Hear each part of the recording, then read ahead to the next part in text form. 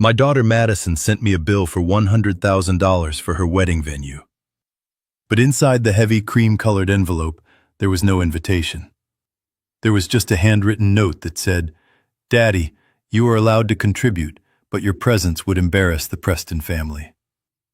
She thought I was just a checkbook. She thought she could take my money and erase me from her life because my hands are rough and my accent is not polished enough for her new in-laws. She was wrong. I didn't pay the bill. I didn't call her screaming. Instead, I made a phone call that changed the ownership of the entire wedding venue. And when the wedding day came, I walked onto the stage not as a father, but as the landlord, and I gave them exactly 15 minutes to get off my property. I am Henry Caldwell, 70 years old, and I spent 50 of those years pouring concrete and laying steel foundations so my family would never have to know the cold. If you have ever been disrespected by the very people you sacrificed everything for, hit the like button and subscribe. Let me know in the comments which city you are watching from. It comforts me to know I am not alone. The courier arrived at my gate at 10 in the morning. He was driving a silver sedan, not the usual delivery truck, which told me immediately that this package was expensive. I signed for it with a hand that still aches when it rains, a reminder of a beam that crushed 3 of my fingers back in '82. The courier looked at the scar running down my thumb and then looked away, handing me the thick, velvet-textured envelope with the words, "Preston and Caldwell Wedding," embossed in gold leaf. I walked back into my study. My house is quiet these days. Too quiet. It is a 12-room estate in the suburbs of Chicago, a place I built with my own crew, brick by brick. It was supposed to be filled with grandchildren by now. Instead, it is just me and the echo of my footsteps on the hardwood floors. I sat down at my heavy oak desk, the one I bought when I landed my first skyscraper contract. I took a letter opener and slit the top of the envelope. My heart was actually beating a little faster. Even after everything, even after months of silence and cold shoulders, a father still hopes. I thought, maybe this is it. Maybe this is the olive branch. Maybe she wants me to walk her down the aisle. I pulled out the contents. There was no card. There was no RSVP slip. There was a single sheet of stiff, high-quality paper. It was an invoice. The header read, "The Gilded Cage," one of the most pretentious and expensive event spaces in the city. I scanned down to the bottom line. Total due upon receipt, $100,000. I blinked. I wiped my reading glasses and looked again. $100,000 for a rental fee. But it was what was clipped to the invoice that made my blood run cold. It was a smaller piece of stationery, Madison's personal notepaper, with her initials monogrammed in pink. I know her handwriting better than I know my own. I taught her how to hold a pencil. I sat with her for hours at the kitchen table, helping her with cursive. The note read, "Daddy, Liam and I have decided to keep the ceremony strictly for the elite circle of the Preston family. It is a matter of image. Your blue-collar friends and your limp would not fit the aesthetic we are aiming for. However, I know you want to help.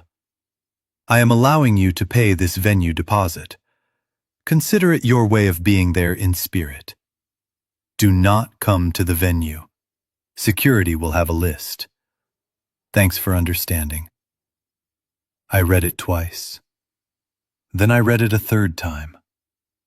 I didn't yell. I didn't throw the paperweight through the window. A strange, icy calm settled over me. It was the same feeling I used to get right before I fired a foreman for stealing materials. It was the clarity of absolute finality. I looked up from the paper and stared out the French windows into the sprawling backyard. The grass was covered in a thin layer of frost. Near the old oak tree, the wooden swing set I built for her on her 5th birthday was still standing. I remembered the day I built it. I had worked a double shift, my back was screaming in pain, but she had asked for a swing.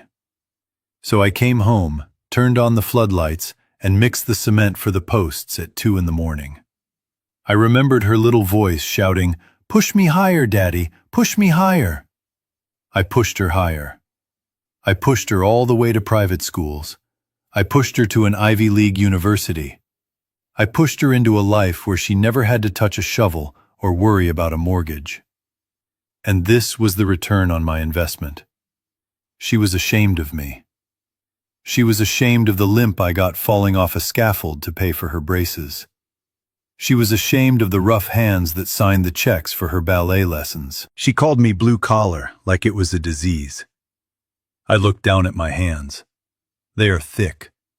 They have calluses that no amount of lotion will ever soften. There is dirt permanently ingrained in the nail beds from years of digging. These hands built half the skyline of this city. These hands commanded respect from union leaders and bank presidents. But to my daughter, they were just dirty. I picked up the invoice again.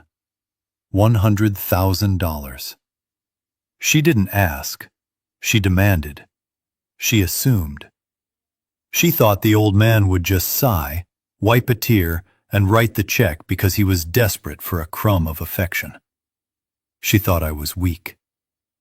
Slowly, I stood up.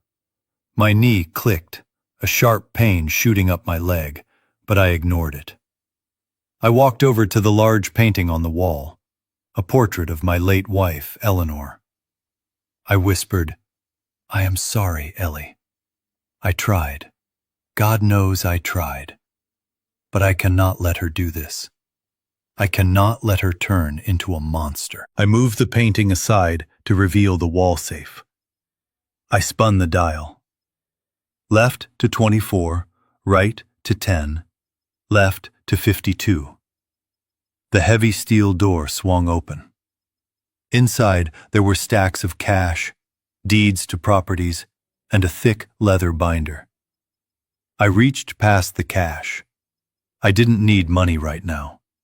I reached for the binder. The label on the spine read, Madison Trust Fund. I carried the binder to my desk and opened it. It was a beautiful document. I had set it up 10 years ago. It contained a portfolio of stocks, bonds, and real estate holdings that I had carefully curated for her. It was set to mature on her wedding day. The current value was just over $5 million.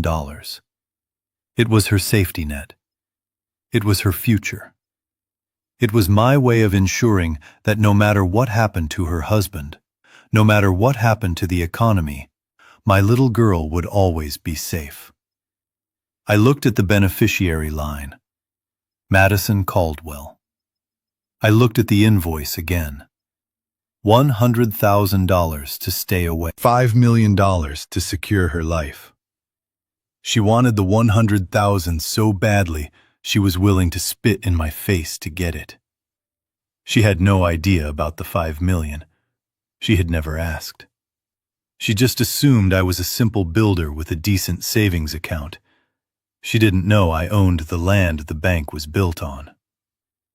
I closed the binder. The leather felt cold under my fingers. I stood up and walked over to the fireplace. The logs were crackling, casting dancing shadows on the rug. The heat felt good against my skin. I stood there for a long moment, holding $5 million in my hand. I thought about the little girl on the swing. I tried to find that feeling of love, that warm, protective instinct that had driven me for 30 years. But when I looked at the fire, all I could see was the smirk on her face when she wrote, "Security will have a list." I tossed the binder into the fire. It didn't catch immediately. The heavy leather cover protected the pages for a few seconds, but then the edges began to curl. The paper turned brown, then black. A flame licked at the corner, and suddenly, the whole thing was engulfed. I watched the plastic dividers melt. I watched the ink disappear. I watched $5 million turn into ash and smoke. I didn't feel regret. I felt lighter. I walked back to my desk and picked up the phone. I didn't call Madison. I didn't call the bank to transfer the funds for the invoice. I dialed a number I hadn't used in years. "Leo," I said when my assistant answered. He sounded surprised to hear from me on a Sunday. "Yes, Mr. Caldwell? Is everything all right?" "Everything is clear, Leo. Everything is finally clear. I need you to do something for me. I need you to look up the ownership records for a venue called the Gilded Cage." There was a pause. "You mean the wedding venue, sir? For Madison?" I looked at the invoice one last time. "No, Leo, not for Madison. For me. Find out who owns it, and find out how much debt they are in. I am going to buy a building." The line went silent for a moment, and then I heard the clicking of a keyboard. Leo knows better than to ask questions when I use that tone of voice. I sat back in my leather chair and watched the last of the trust fund turn to gray ash in the fireplace. My daughter wanted a contribution. She wanted me to pay for the venue. Well, I was going to do better than that. I was going to own it. And when I owned it, I would decide who was on the guest list and who was trespassing. The game had just begun. I sat at my desk with the phone in my hand, the screen glowing in the dim light of the study. The fire I had used to destroy her trust fund was dying down, turning into glowing red embers, much like the hope in my chest. I had already set the wheels in motion to buy the venue, but a part of me, the foolish, sentimental part of a father, needed to hear it from her lips. I needed to know, without a shadow of a doubt, that this wasn't some misunderstanding. I needed to believe that my little girl, the one who used to fall asleep on my chest while I watched the evening news, hadn't completely transformed into a stranger. So, against my better judgment, I dialed her number. The phone rang 4 times. I almost hung up. I almost convinced myself to let it go, to just pay the bill and disappear like a ghost, sparing myself the pain. But then the line clicked open. The first thing I heard was not her voice, but the sound of laughter. High-pitched, clinking glass, the thumping bass of upbeat music. It sounded like a celebration. It sounded like a world where I didn't exist. "Hello?" she answered, shouting over the noise. Her voice was breathless, impatient. "Daddy, is that you? I am kind of in the middle of something. The girls and I are at the spa getting our pre-wedding glow. This is really not a good time." She didn't ask how I was. She didn't ask why I was calling. She just wanted me off the line. I took a deep breath, gripping the phone tight enough to turn my knuckles white. "Madison," I said, my voice steady but low. "I received the invoice from the Gilded Cage. I have it right here in front of me." There was a pause on the other end, and the background noise seemed to fade slightly, as if she had stepped into a hallway. Finally, she said, "Oh, good. I was worried the courier got lost. Liam's mother is freaking out about the deposit deadline. Did you wire it yet? The account number was on the bottom. Please tell me you wired it, Daddy. If we lose this date, I will literally die." She was worried about the date. She was worried about Liam's mother. "I didn't wire it, Madison," I said. The silence that followed was sharp. Her tone shifted instantly from dismissive to cold. "Why not? You have the money. I know you have the money. Don't tell me business is bad, because I saw you on the cover of Trade Builder last month. You are not going to embarrass me by being cheap, are you? It wasn't about being cheap. It was never about the money. I had spent more on her education than most people earn in a lifetime. I want to know why I am not invited, I asked, the words tasting like ash in my mouth. I want to hear you say it, Madison. I am your father. I built the roof over your head. I held your hand when your mother passed away. Why am I being banned from your wedding while you ask me to pay for it? I heard a sigh on the other end, a loud, exaggerated exhale of frustration. She sounded like she was talking to a slow child. Daddy, we have been over this. It is complicated. The Preston family, they are different. They are old society. They have standards. It is not personal. It is just politics. Politics, I repeated. Excluding your father is politics. Stop being so dramatic, she snapped, her voice rising. Look, if you really want the truth, fine. Look at yourself, Daddy. Really look at yourself. You walk with a limp. You drag that left leg around like a dead weight. Do you know how distracting that is? We are trying to have a choreographed procession. My hand instinctively went to my left knee, the knee that was crushed under a collapsing steel beam in '98 because I pushed a young apprentice out of the way. The knee that throbbed every time it rained. I got that limp paying for her private school tuition. I got that limp ensuring she never had to work a dangerous job in her life. And it is not just the leg, she continued, the cruelty pouring out of her now like water from a broken dam. It is your hands. They are rough. They are scarred. You have that permanently dirty look under your fingernails. Liam's father is a surgeon. His mother is on the board of the museum. They are refined people. And you look like the guy who fixes their toilets. I closed my eyes. The guy who fixes their toilets. That was what I was to her. Not the hero, not the provider, just a laborer. We are trying to get this wedding featured in Vogue, Daddy, she said, as if that explained everything. Vogue. They want perfection. They want elegance. A limping, rough-handed construction worker in the front row ruins the aesthetic. It ruins the fantasy. Can't you just love me enough to let me have my perfect day without making it about you? The aesthetic? She was trading her father for a magazine spread. She was trading my dignity for a few glossy photos. I sat there, listening to her breathe, listening to the faint sound of the spa music in the background. The pain in my chest was so intense, I thought I might be having a heart attack.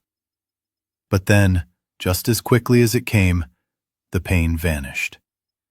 It was replaced by a cold, hard numbness.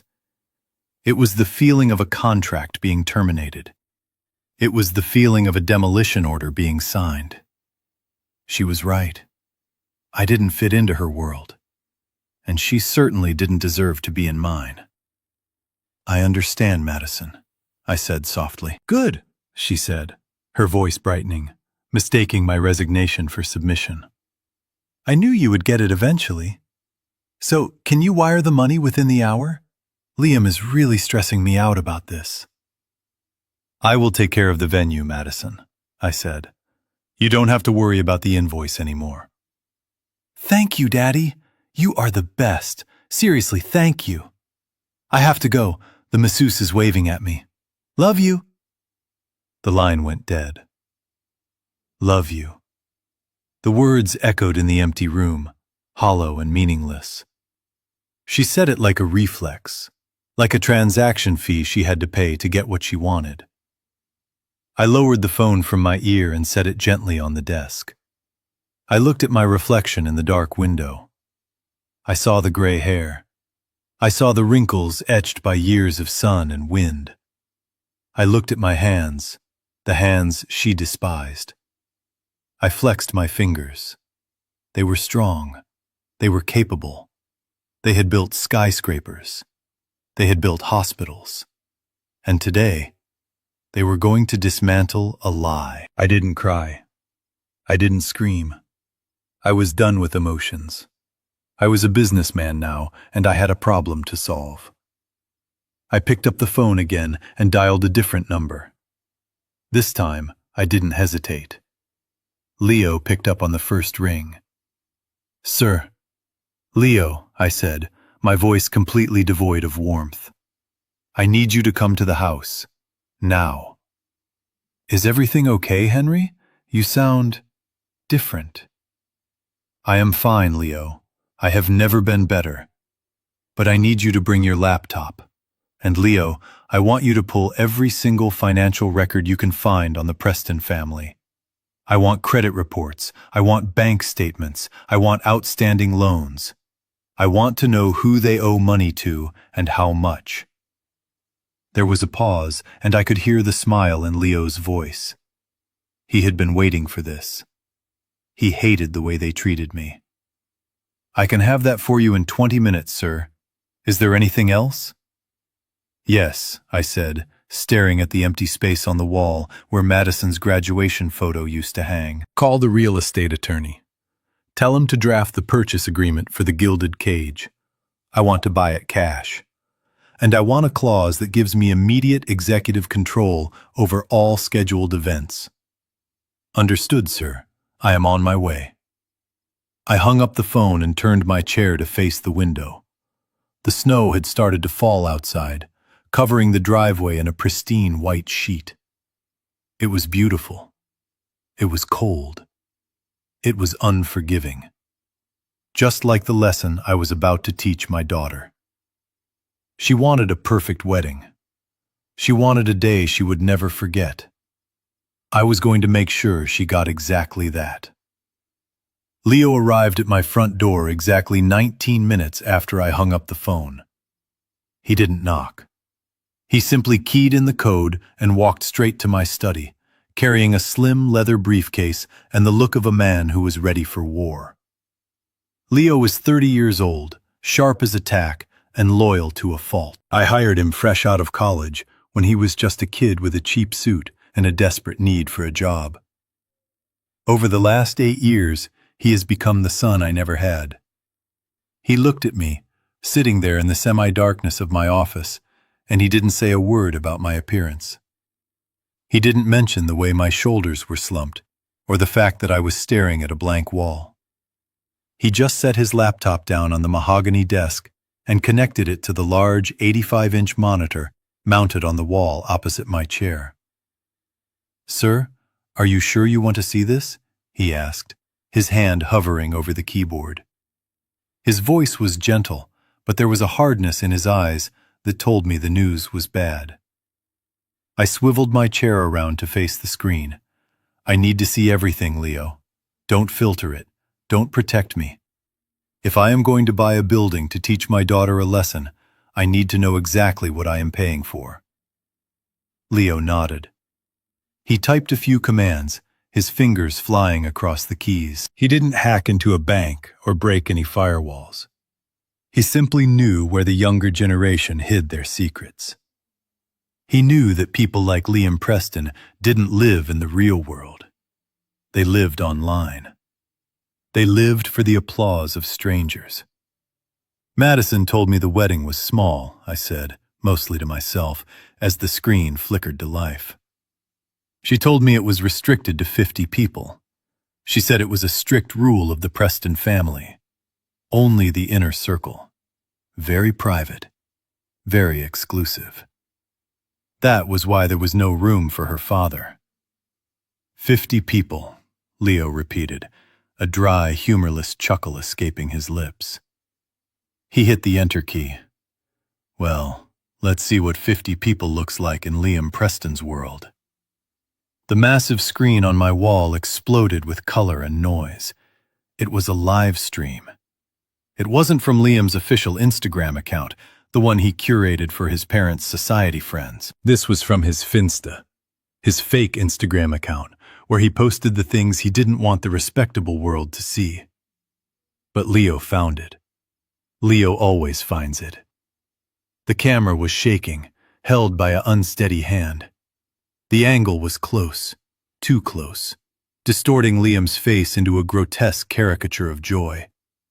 He was red-faced, sweating, and clearly intoxicated. He was shouting over the thumping bass of house music. "We are live, baby!"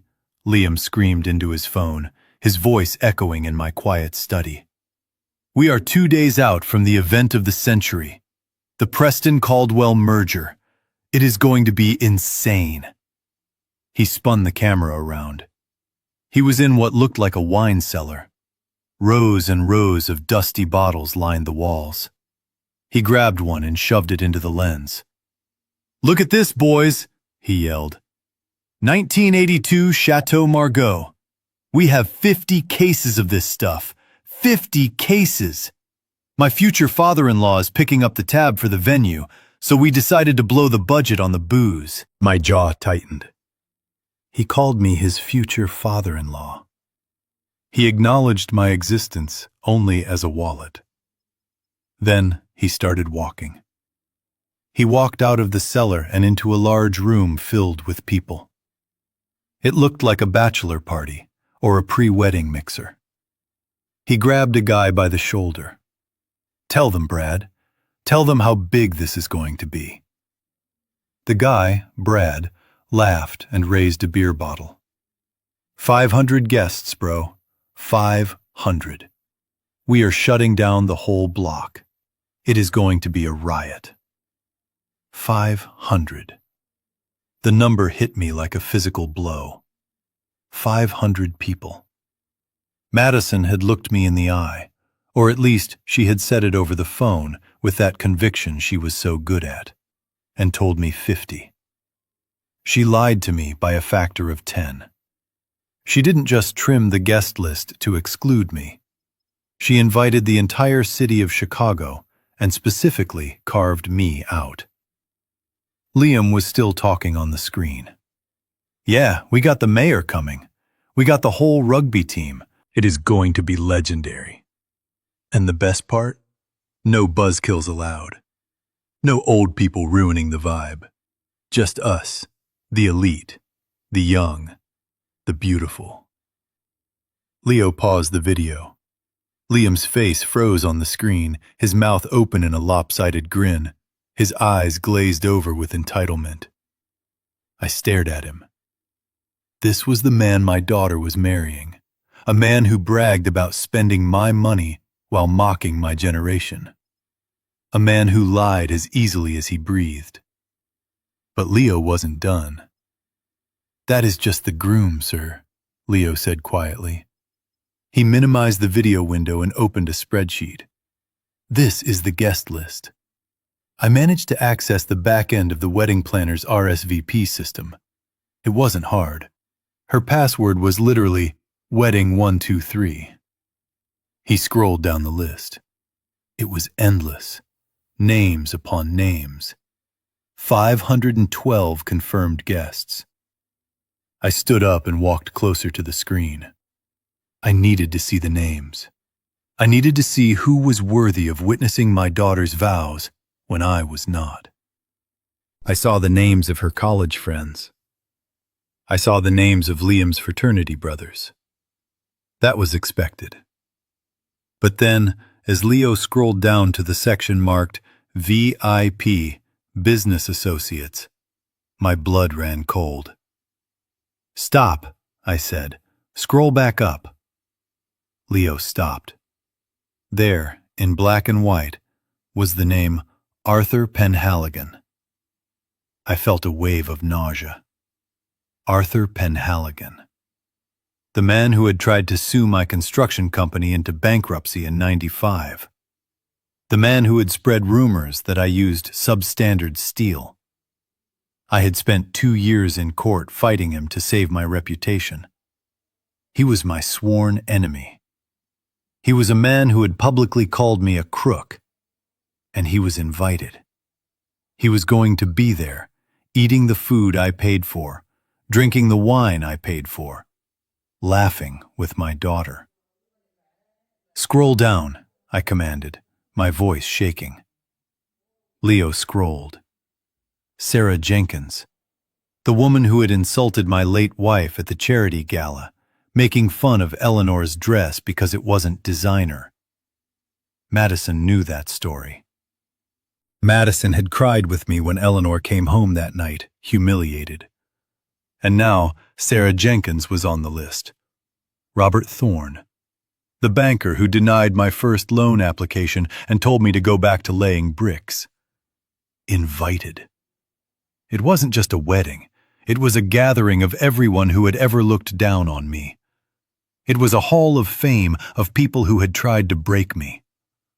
And my daughter, my own flesh and blood, had opened the door for them while slamming it in my face. She didn't just exclude me because of my limp. She excluded me because she wanted to replace me. She wanted the status these people had. She wanted their approval so badly that she was willing to sell her father's dignity to get it. I turned away from the screen. I couldn't look at it anymore. The betrayal was so absolute, so complete, that it went beyond anger. It settled into a cold, hard resolve in the pit of my stomach. "She invited Arthur," I whispered. "She invited the man who tried to destroy our family business." Leo didn't say anything. He knew there were no words for this. I walked back to my desk and sat down. I looked at the phone. I looked at the checkbook. I looked at the picture of Madison on my desk, the one taken when she was 12, smiling with braces, holding a trophy I had helped her win. That girl was dead. The woman who replaced her was a stranger. A stranger who was throwing a party for my enemies on my dime. "Leo," I said, my voice dropping an octave. "Close the laptop." He snapped it shut. "Get the car," I said. "Where are we going, sir?" Leo asked, standing up. "We are going to the Gilded Cage," I said, standing up and buttoning my jacket. I saw enough. "I don't just want to buy the building, Leo. I want to own the ground they walk on. I want to own the air they breathe. And I want to make sure that when Arthur Penhaligon shows up on Saturday, he has to ask me for permission to enter." I walked out of the study without looking back. The sadness was gone. The father was gone. All that was left was the builder. And I was about to tear it all down. As the black town car glided through the snow-dusted streets of Chicago, the interior was silent except for the soft hum of the engine and the rhythmic tapping of Leo's fingers on his keyboard. I sat in the back seat, watching the city pass by. I built 3 of the skyscrapers visible through the tinted window. I poured the foundation for that hotel on the corner. I knew the bones of this city, and now I was about to examine the bones of the family that had stolen my daughter. "Here it is, sir," Leo said, his voice cutting through my thoughts. He turned the laptop screen toward me. "You are not going to believe this." I put on my reading glasses and looked at the glowing spreadsheet. I expected to see wealth. I expected to see old money, family trusts, maybe some diversified portfolios in oil or shipping. That was the story the Prestons told everyone. That was the story Madison had sold me. Richard and Cynthia Preston, the pillars of society, the patrons of the arts. Instead, I saw red. The screen was a sea of negative numbers. It was a financial crime scene. "They are broke, Henry," Leo said, dropping the formality for a moment because the shock was too great. "They aren't just cash poor, they are insolvent." I scrolled down the list of liabilities. It was worse than bankruptcy. It was a catastrophe. 6 months ago, the Prestons had liquidated their primary assets. They sold their summer home in the Hamptons quietly through an LLC to avoid press. They cashed out their retirement accounts. And they dumped every single cent into a speculative cryptocurrency exchange that I remembered reading about in the Wall Street Journal. The one that imploded and vanished overnight. "They lost everything," I whispered, tracing the line that showed a loss of $12 million in 48 hours. "Everything," Leo confirmed. "And look at the dates on these bank notices. They are 3 months behind on the mortgage for their penthouse. They have maxed out 6 different credit lines. They are currently floating checks between accounts just to keep the lights on." I sat back, the leather seat creaking under my weight. The people who looked down on me for having dirt under my fingernails were drowning. They were destitute. But that didn't explain the wedding. If they were broke, why throw a 500-person gala at the most expensive venue in the city? Why order vintage wine? Why hire a symphony orchestra? Then Leo opened a folder marked Email Correspondence. "This is the smoking gun, sir," Leo said. "Read the email from Richard Preston to his lawyer." I leaned in. The email was dated 2 weeks ago. It read, "We need the wedding to happen, Bob. We have the Japanese investors coming. If they see the scale of the event, if they see the mayor there, they will sign the seed funding for the new venture. We need that capital to pay off the bridge loan. If the wedding is canceled, the house of cards falls. We go to jail, Bob. We need cash for the venue deposit, or the whole thing is over." I felt a cold chill go down my spine that had nothing to do with the winter air outside. "It is a Ponzi scheme," I said, my voice hard. "The wedding isn't a celebration of love. It is a sales pitch. They are using my daughter's wedding as a backdrop to scam a new group of investors. They are putting on a show of wealth to trick people into giving them money to cover their old debts. And that is where you come in," Leo said quietly. I nodded slowly. The $100,000. Madison said it was a contribution. She said it was because I wasn't good enough to attend. But that was a lie. They didn't ban me because of my limp. They didn't ban me because I was blue-collar. They banned me because they knew I would see through them. If I walked into that room, I would spot the desperation in Richard's eyes.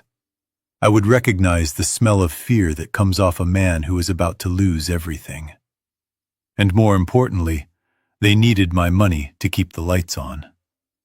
My $100,000 wasn't a gift. It was a bailout. It was the only thing standing between them and eviction from the gilded cage. They are using my money to rent the stage for their fraud, I said, the anger simmering down into a focused, dangerous heat. And they are using Madison as the prop. Does she know? I asked. Leo hesitated. I checked her texts, sir. She knows they are having cash flow issues. She mentioned it to a friend. But she thinks it is temporary. She thinks it is just a liquidity problem. She has no idea they are bankrupt. She thinks she is marrying into a dynasty, but she is marrying into a disaster. I looked out the window again. We were getting closer to the venue. I could see the iron gates of the gilded cage approaching. My daughter was a fool. She was vain, she was selfish, and she was cruel. But she was being played. These people, these aristocrats, were feeding her to the wolves to save their own skins. They had manipulated her into excluding her own father so they could steal his money without him asking questions. They thought they were so smart. They thought the old construction worker would just write the check and cry in his empty house. They underestimated what it takes to survive in my world. They built their fortune on speculation and gambling. I built mine on steel and concrete. I knew how to weather a storm. They were about to drown in a puddle. "Leo," I said, turning back to him. "Did the transfer go through for the purchase of the building?" "Yes, sir," Leo replied, a small smile playing on his lips. "The wire cleared 10 minutes ago." "You are officially the owner of the gilded cage. The deed is being couriered to us as we speak." "Good," I said. I looked at the tablet one last time, at the faces of Richard and Cynthia Preston on their website, smiling their bleached white smiles. They looked so confident. They looked so untouchable. "They want to play make-believe," I muttered. "They want to act like royalty using my checkbook. They want to turn a sacred vow into a business transaction." I clenched my fist. The knuckles were white, the veins prominent. These were the hands that had built half this city, and now they held the fate of the Preston family in a vice grip. "They want a show," I said, my voice dropping to a growl. "Fine. I will give them a show." But they forgot one thing about theater, Leo. The producer calls the shots. The owner of the theater decides when the curtain falls. I looked at Leo, and for the first time in days, I smiled. It wasn't a nice smile.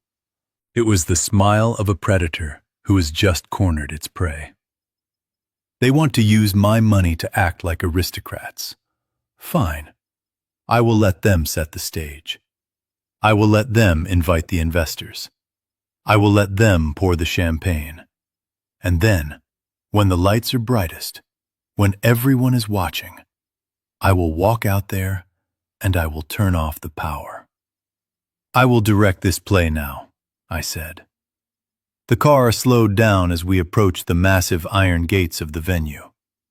The security guard stepped out of his booth, looking skeptical at our vehicle.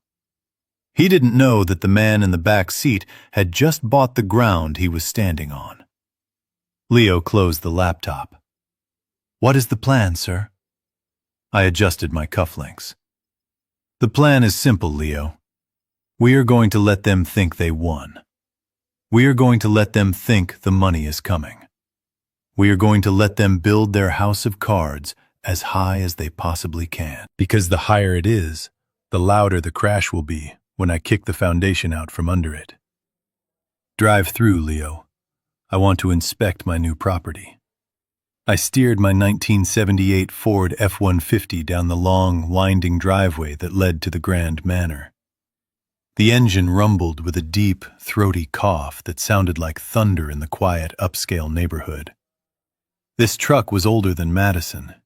It had rust around the wheel wells, and the heater only worked when it felt like it. But it had never failed me. It was honest. It was exactly what it appeared to be. Unlike the building looming in front of me. The Grand Manor was trying too hard. That was my professional opinion as a builder. It was a massive structure designed to look like a French chateau, but I could spot the shortcuts from 50 yards away. The stone facade was veneer, not solid rock. The columns were decorative, not load-bearing. It was a perfect metaphor for the life my daughter was trying to buy into. A beautiful shell with nothing holding it up inside. I pulled up to the main gate, the brakes squealing slightly as I came to a stop. A security guard in a uniform that looked more expensive than my entire wardrobe stepped out of the booth. He was young, with a jawline that suggested he spent more time in the gym than reading books, and he looked at my truck with open disdain. He didn't even wave. He just held up a hand, palm out, stopping me like I was a stray dog trying to enter a restaurant. "Deliveries are around the back, Pops," he said, pointing a thumb over his shoulder without making eye contact. "The service entrance is off the north road. You can't bring that heap through the main archway. You are dripping oil on the cobblestones." I rolled down the window, letting the cold air rush into the cab. I didn't raise my voice. I didn't get angry. I just looked at him with the same look I used to give apprentices who showed up late. "I am not a delivery driver, son," I said. I have a meeting with George Sterling. Open the gate. The guard laughed. It was a short, sharp bark of a laugh. Mr. Sterling is in crisis meetings all morning. He isn't meeting with... He looked me up and down, his eyes lingering on my faded Carhartt jacket and the work boots I had been wearing since 6 this morning. He isn't meeting with plumbers today. If a pipe burst, go talk to the groundskeeper. Now turn this thing around before it dies right here and blocks the entrance. I turned off the engine. The silence that followed was heavy. I opened the door and stepped out. I am 6'2". My back hurts and my leg drags, but when I stand up straight, I still cast a long shadow. I walked up to the guard until I was inches from his face. I am not the plumber, I said, my voice low and steady like a grinding stone. And if you don't open that gate in the next 10 seconds, the next person you will be reporting to is the unemployment office. Call George. Tell him Henry Caldwell is here. Tell him I brought the solution to his cash flow problem. The guard hesitated. He saw something in my eyes that made him nervous. It wasn't money. It was authority. He mumbled something into his radio, his eyes never leaving my face. A moment later, the radio crackled back. A frantic voice shouted, "Send him up! Send him up immediately!" The guard blinked, confused, but he hit the button. The massive iron gates swung open with a groan. I didn't thank him. I just climbed back into my truck, started the engine and drove through, leaving a cloud of exhaust in his face. I parked right in front of the main entrance, between a Porsche and a Mercedes. I grabbed the heavy leather briefcase from the passenger seat and walked up the marble steps. The doors opened automatically, and I stepped into a lobby that smelled of lilies and floor wax. It was impressive, I had to admit. Crystal chandeliers the size of small cars hung from the ceiling. The floors were polished marble that reflected the light like a mirror. But as I walked, my boots squeaking slightly on the pristine surface, I saw the cracks. I saw a water stain on the silk wallpaper near the ceiling. I saw that the gold trim on the reception desk was peeling slightly at the corner. This place was bleeding money. It was beautiful, but it was dying. "Mr. Caldwell!" I turned to see a man rushing down the grand staircase. It was George Sterling.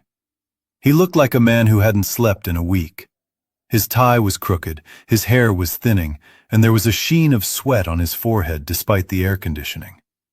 He was holding a stack of papers in one hand and a phone in the other. "Thank God," George said, breathless as he reached me.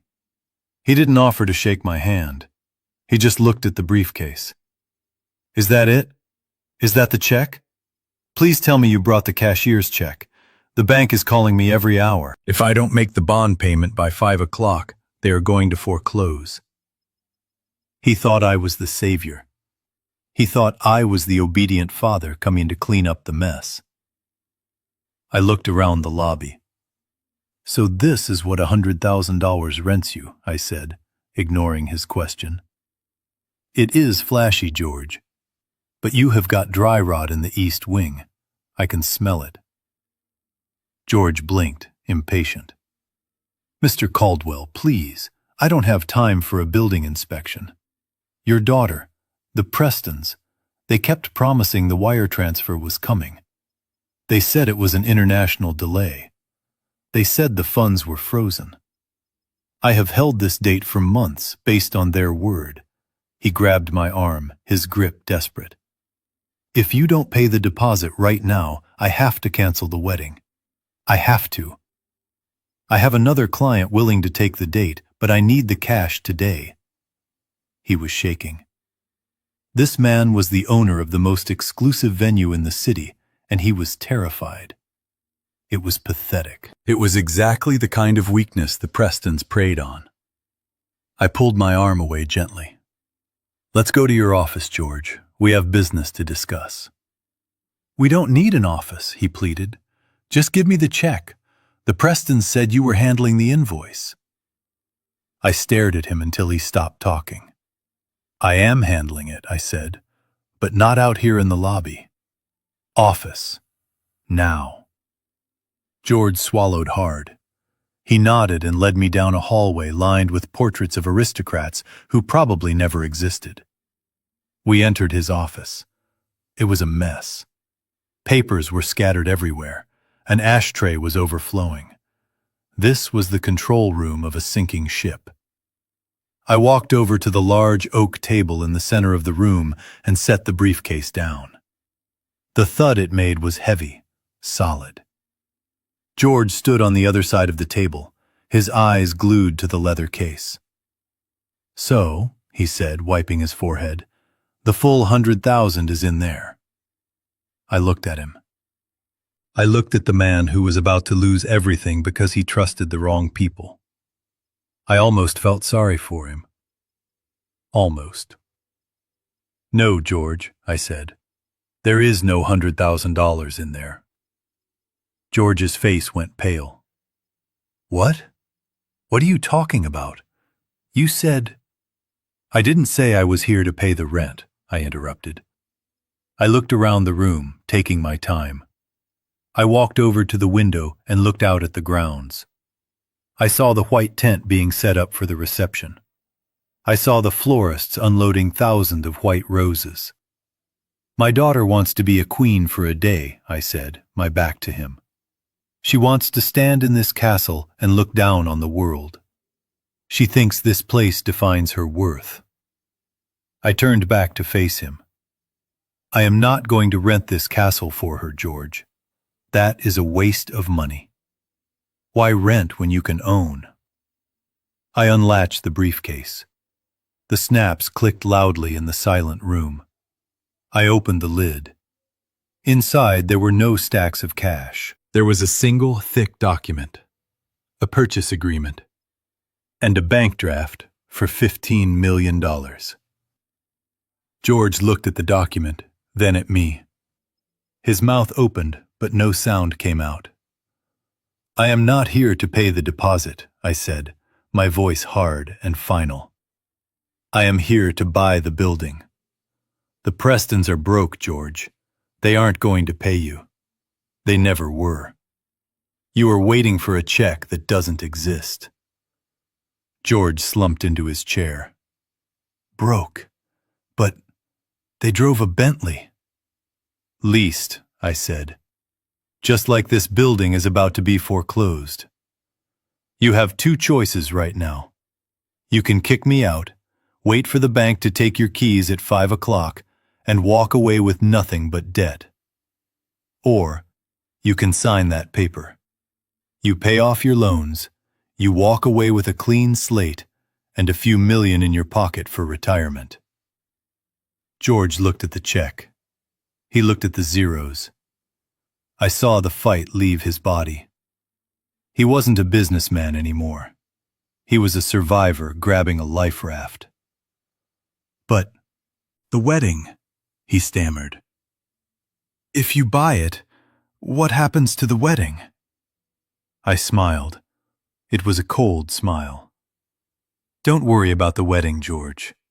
As the new owner, I will oversee the event personally. I have some very specific ideas about how the reception should go. I pushed the contract across the table towards him. I took a gold pen from my pocket and laid it next to the paper. Sign it, I said, and then give me the master keys. I have some renovations to plan. George picked up the pen. His hand was trembling so much that the gold barrel clicked against the mahogany table. He looked at the bank draft again, his eyes widening as he counted the zeros. $15 million. It was more money than he had seen in 10 years of running this venue. It was his salvation. It was his exit strategy. But before the nib touched the paper, he hesitated. He looked up at me, his brow furrowed with the nervous energy of a man who knows something is too good to be true. But the closing, Mr. Caldwell, he stammered. A commercial transfer like this takes weeks. Title searches, inspections, insurance transfers. We can't just sign a piece of paper and hand over the keys. The city will need filings. The lawyers will need to review the encumbrances. I didn't blink. I didn't shift in my chair. I simply reached into my inner jacket pocket and pulled out another envelope. I have already done the title search, George, I said, sliding the papers across the desk. My team ran it this morning while I was driving over here. I know about the second mortgage you took out in 2019. I know about the lien from the catering company. I know about the zoning dispute with the neighbor. George flinched as if I had slapped him. The $15 million covers all of it, I continued, my voice calm and relentless. It pays off the bank. It satisfies the liens. And it leaves you with a very healthy profit. As for the closing, that is why I am paying you a 20% premium over the market value. I leaned forward, resting my elbows on the table. I am buying time, George. I am buying speed.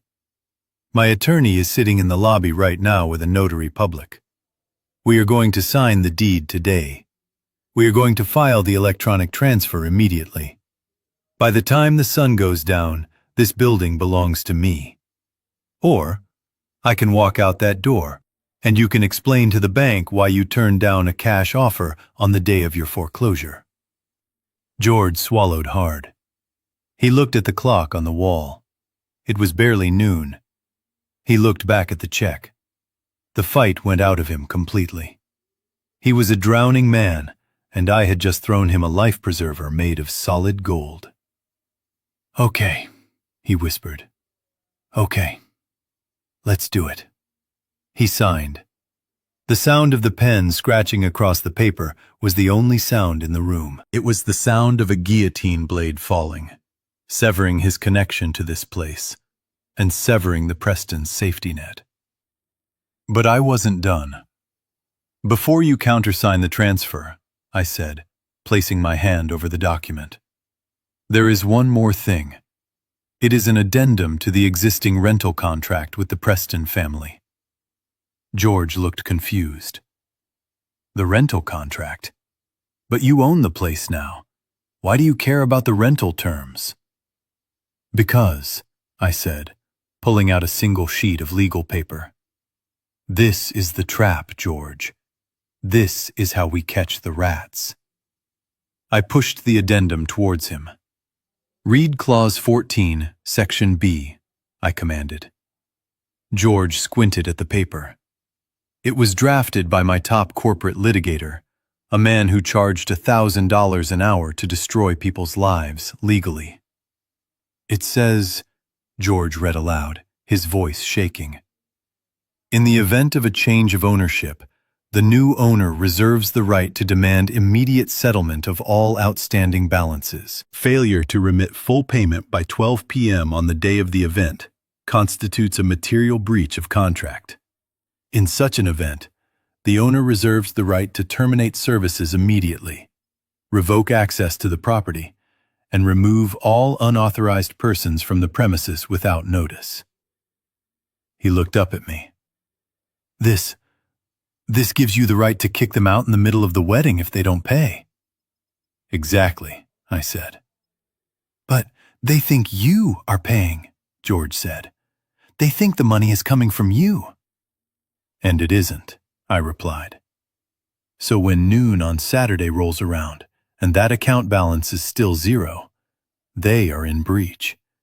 They are trespassing, and I will have the legal authority to evict them." George looked terrified. "Mr. Caldwell, this is brutal. You are going to humiliate them in front of 500 people." "They humiliated me first, George," I said, my voice dropping to a whisper. "They took my daughter. They took my money. They took my pride. I am just taking my building back." I tapped the paper. "Sign the addendum, George. It is a condition of the sale. No signature, no $15 million." He didn't hesitate this time. He signed the addendum. He signed the deed. He signed the transfer of operations. Within 20 minutes, the notary had stamped the documents, and the transaction was recorded. I stood up. I felt 10 years younger. The pain in my knee was gone. The weight on my chest was gone. I wasn't just a retired construction worker anymore. I was the landlord. "Now listen to me carefully, George," I said, buttoning my jacket. "This is the most important part. No one can know." George nodded, wiping sweat from his upper lip. "Of course." "I mean it," I said, stepping closer to him. "If the Prestons find out I own this building before Saturday, the deal is void. I will sue you for breach of confidentiality. You are still the face of the Grand Manor. You will answer their calls. You will smile. You will tell them everything is on track. When they ask about the deposit, you tell them there is a grace period until Saturday noon. You lull them into a false sense of security." "I will," George promised. "I won't say a word." "Good," I said. I picked up the briefcase, which was now empty of the contract, but heavy with the promise of justice. I walked to the door, then stopped and turned back.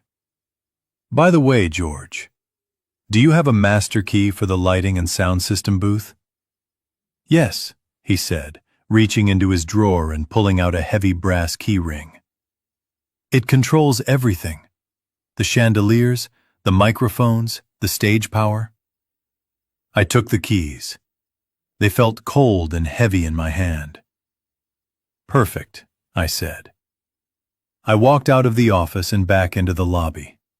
The florists were still bringing in the white roses. The caterers were setting up the tables with gold-rimmed plates. It looked like a fairy tale. It looked like a dream. I walked past a young woman arranging place cards. I glanced at one. It read, "Reserved for the groom's family." I smiled. Enjoy it while it lasts, I thought. I walked out into the cold winter air. My truck was waiting where I left it. The security guard was gone, probably on a break or avoiding me. I climbed into the cab and tossed the keys onto the dashboard. I drove away from the Grand Manor, not looking back. I had the deed in my pocket. I had the law on my side. And I had 48 hours to prepare for the greatest performance of my life. My daughter wanted a memorable wedding. She wanted drama. She wanted a day that people would talk about for years. I was going to give her exactly what she asked for. The shears made a clean, sharp sound as I cut the dead branch from the ancient bonsai tree on my desk. Snip. The dry wood fell onto the mahogany surface, lifeless and brittle. I have had this tree for 30 years. It requires patience. It requires discipline. And most importantly, it requires the willingness to cut away the parts that are rotting, no matter how much you might want to save them. If you let the rot stay, it spreads. It kills the whole tree. I was finally learning that the same rule applied to family. My phone, sitting on the corner of the desk, had been vibrating non-stop for the last 20 minutes. It danced across the polished wood, buzzing like an angry hornet. I didn't look at it. I knew who it was. I knew exactly what the messages said without even unlocking the screen. It was 48 hours before the wedding. The timeline I had orchestrated was tightening like a noose around the Prestons' necks. Finally, I set the shears down and picked up the device. The screen was lit up with a stream of notifications from Madison. "Daddy, pick up the phone. George just called Liam. He said they haven't received the wire yet." "Are you trying to humiliate me? They are going to release the date to another couple if the funds aren't there by noon today." "Daddy, please. I will never ask you for anything again. Just pay it." I read them with a detachment that surprised even me. A week ago, these messages would have sent me into a panic. I would have been scrambling to call the bank, apologizing for the delay, desperate to soothe her anxiety. But today, I just saw them for what they were. Tantrums. Manipulation. She wasn't afraid of losing a father's love. She was afraid of losing a venue. She didn't care about my presence. She cared about my solvent. I walked over to the window. The winter sun was weak, casting long, pale shadows across the snow. I thought about the text she had sent earlier, the one about me embarrassing her. I thought about the guest list with my enemies on it. I typed a reply. I didn't type, "I paid the bill." I didn't type, "I love you." I chose my words with the precision of a contract lawyer. I wrote, "The venue issue has been handled. You don't need to worry about the deposit anymore. Focus on being a beautiful bride." It wasn't a lie. The venue issue was handled. The deposit was irrelevant because I owned the building. But I knew how she would interpret it. People hear what they want to hear, especially when they are desperate. I hit send. Almost immediately, the buzzing stopped. The frantic stream of texts ceased. I went back to my bonsai tree. I picked up the shears again. There was another branch, twisted and yellowing, near the base. It needed to go. A few minutes later, the door to my study opened. Leo walked in. He wasn't carrying his laptop this time. He was holding his phone, and he had a look of grim satisfaction on his face. "She took the bait, sir," Leo said, closing the door behind him. I didn't look up from the tree. "Tell me." Leo tapped his screen. "I still have access to their cloud backups." She just sent a voice memo to Liam. "Do you want to hear it?" "Play it," I said, slicing through the thickest part of the dead branch. Leo pressed play. Madison's voice filled the room. It wasn't the hysterical, pleading voice she had used in her texts to me. It was smug. It was triumphant. It was the voice of someone who thinks they have outsmarted the world. "Babe, relax," she said, her voice dripping with relief and arrogance. I told you the old man would cave. He just texted me. He paid it. I knew he would. He is so desperate for me to like him, he would pay double if I asked. God, he made me sweat for it, though. So dramatic. But we are good. The venue is secured. You can tell your dad to stop freaking out. We are in the clear. I listened to her laugh at the end of the recording. It was a cold, dismissive laugh. Leo cut the audio. The silence that rushed back into the room was heavy. She called me the old man. She said I was desperate. She mocked the very generosity she had begged for. I carefully placed the dead branch in the waste bin. She thinks she won, Leo said quietly. That is the point, Leo, I replied, wiping the sap from the blades of my shears. If she thought she lost, she would cancel the wedding. She would run away. We need her to feel safe. We need them all to feel safe. We need them to walk into that trap with their heads held high, thinking they are the kings and queens of Chicago. I turned to face him. Did George play his part? Yes, sir, Leo nodded. I spoke to him 10 minutes ago. He called the Prestons right after you sent the text. He told them that a resolution had been reached regarding the venue and that the event is green-lit to proceed. He didn't say who paid. He didn't say the debt was cleared. He just said they could proceed. They were so happy they didn't ask for a receipt. Of course they didn't, I said. When you are drowning, you don't ask where the air is coming from. You just breathe. I walked over to the fireplace and warmed my hands. The game was set. The players were in position.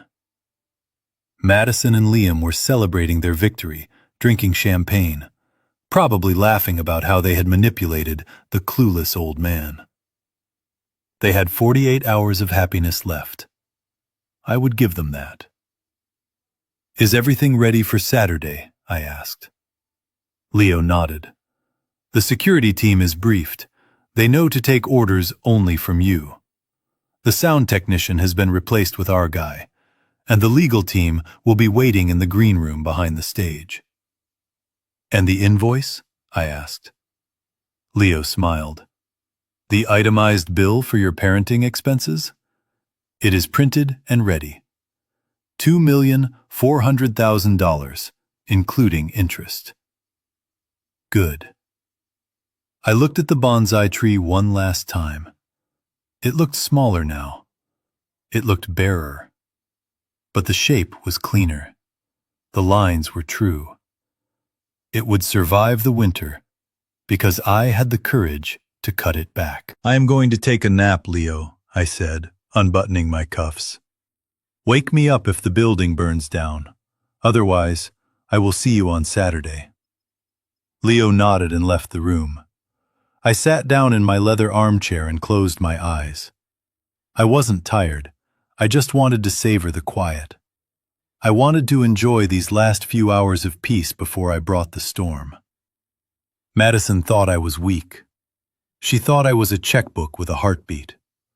On Saturday, she was going to learn that the hand that writes the checks is also the hand that holds the gavel. And the verdict was already in. Saturday arrived with a sky so blue it looked painted, a perfect backdrop for the most expensive lie in Chicago history. From my vantage point in the darkened security control room, tucked away behind the mezzanine level of the Grand Manor, I watched the monitors. The high-definition cameras gave me a better view than any guest had. I could see the sweat on the waiters' brows as they carried trays of caviar. I could see the sparkle of diamonds on wrists that I knew were buried in debt. And I could see my daughter, Madison, spinning in the center of the ballroom like a princess in a music box, completely unaware that the music was about to stop. The ballroom was disgusting in its opulence. It wasn't just beautiful, it was excessive.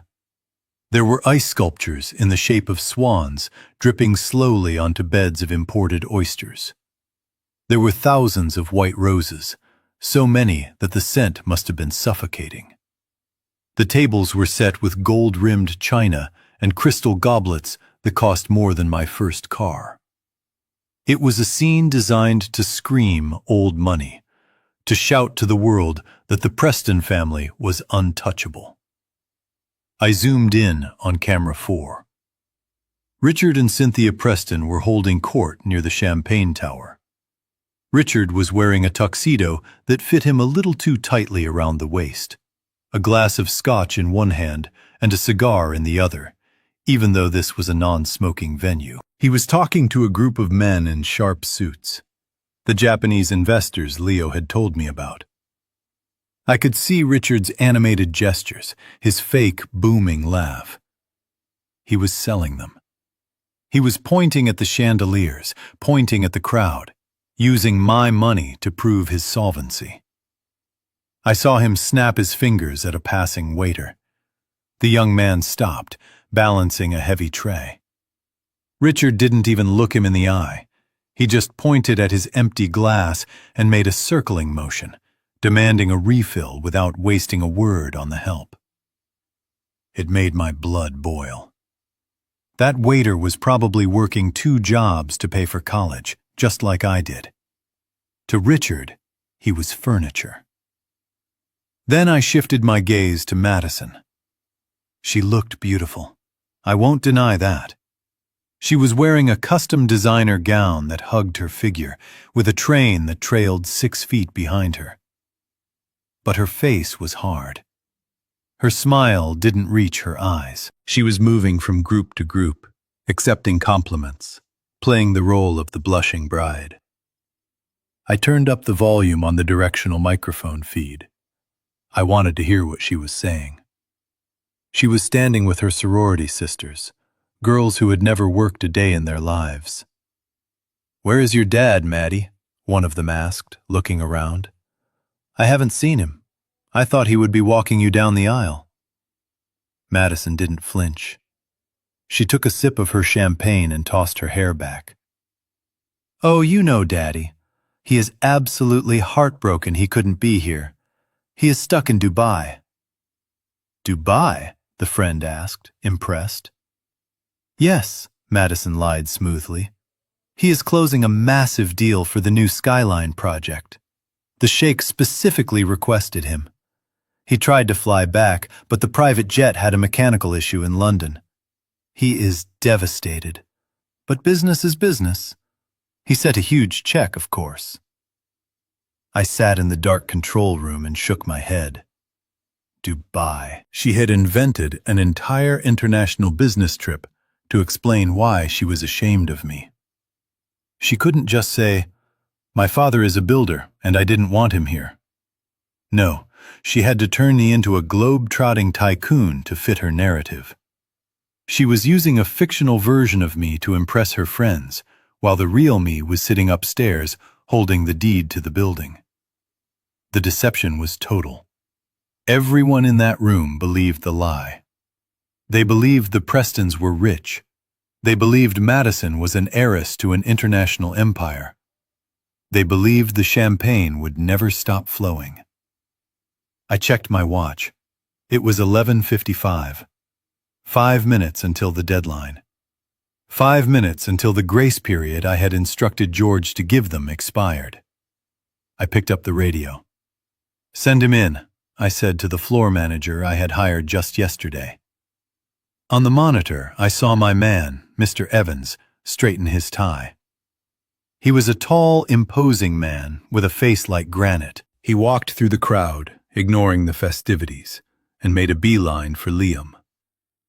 Liam was standing near the DJ booth, laughing with his groomsmen, his face flushed with alcohol.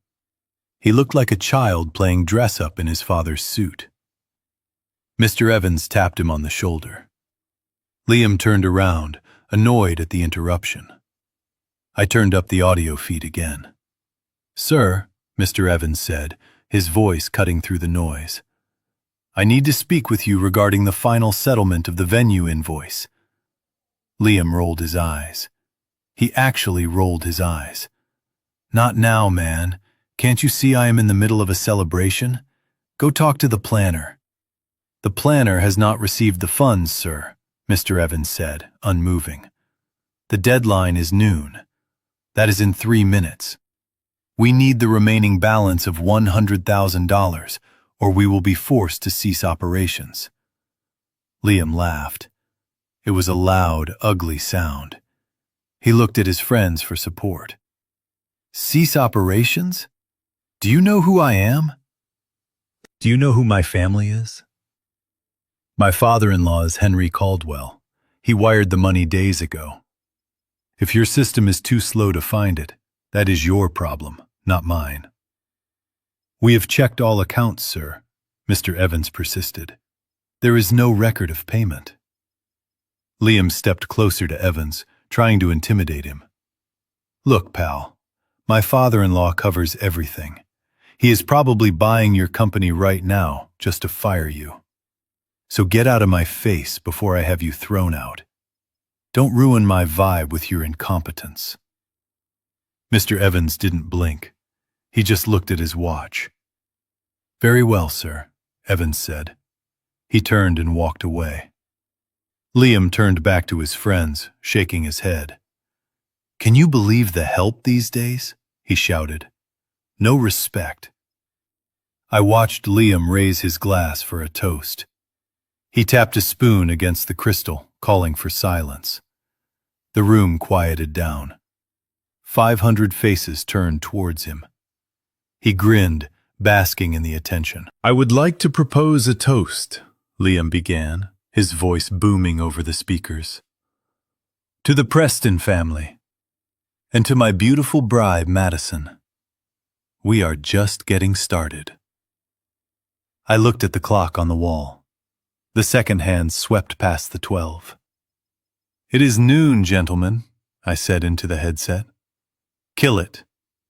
My finger pressed the master button on the console. Instantly, the ballroom plunged into darkness. The crystal chandeliers went black. The stage lights died.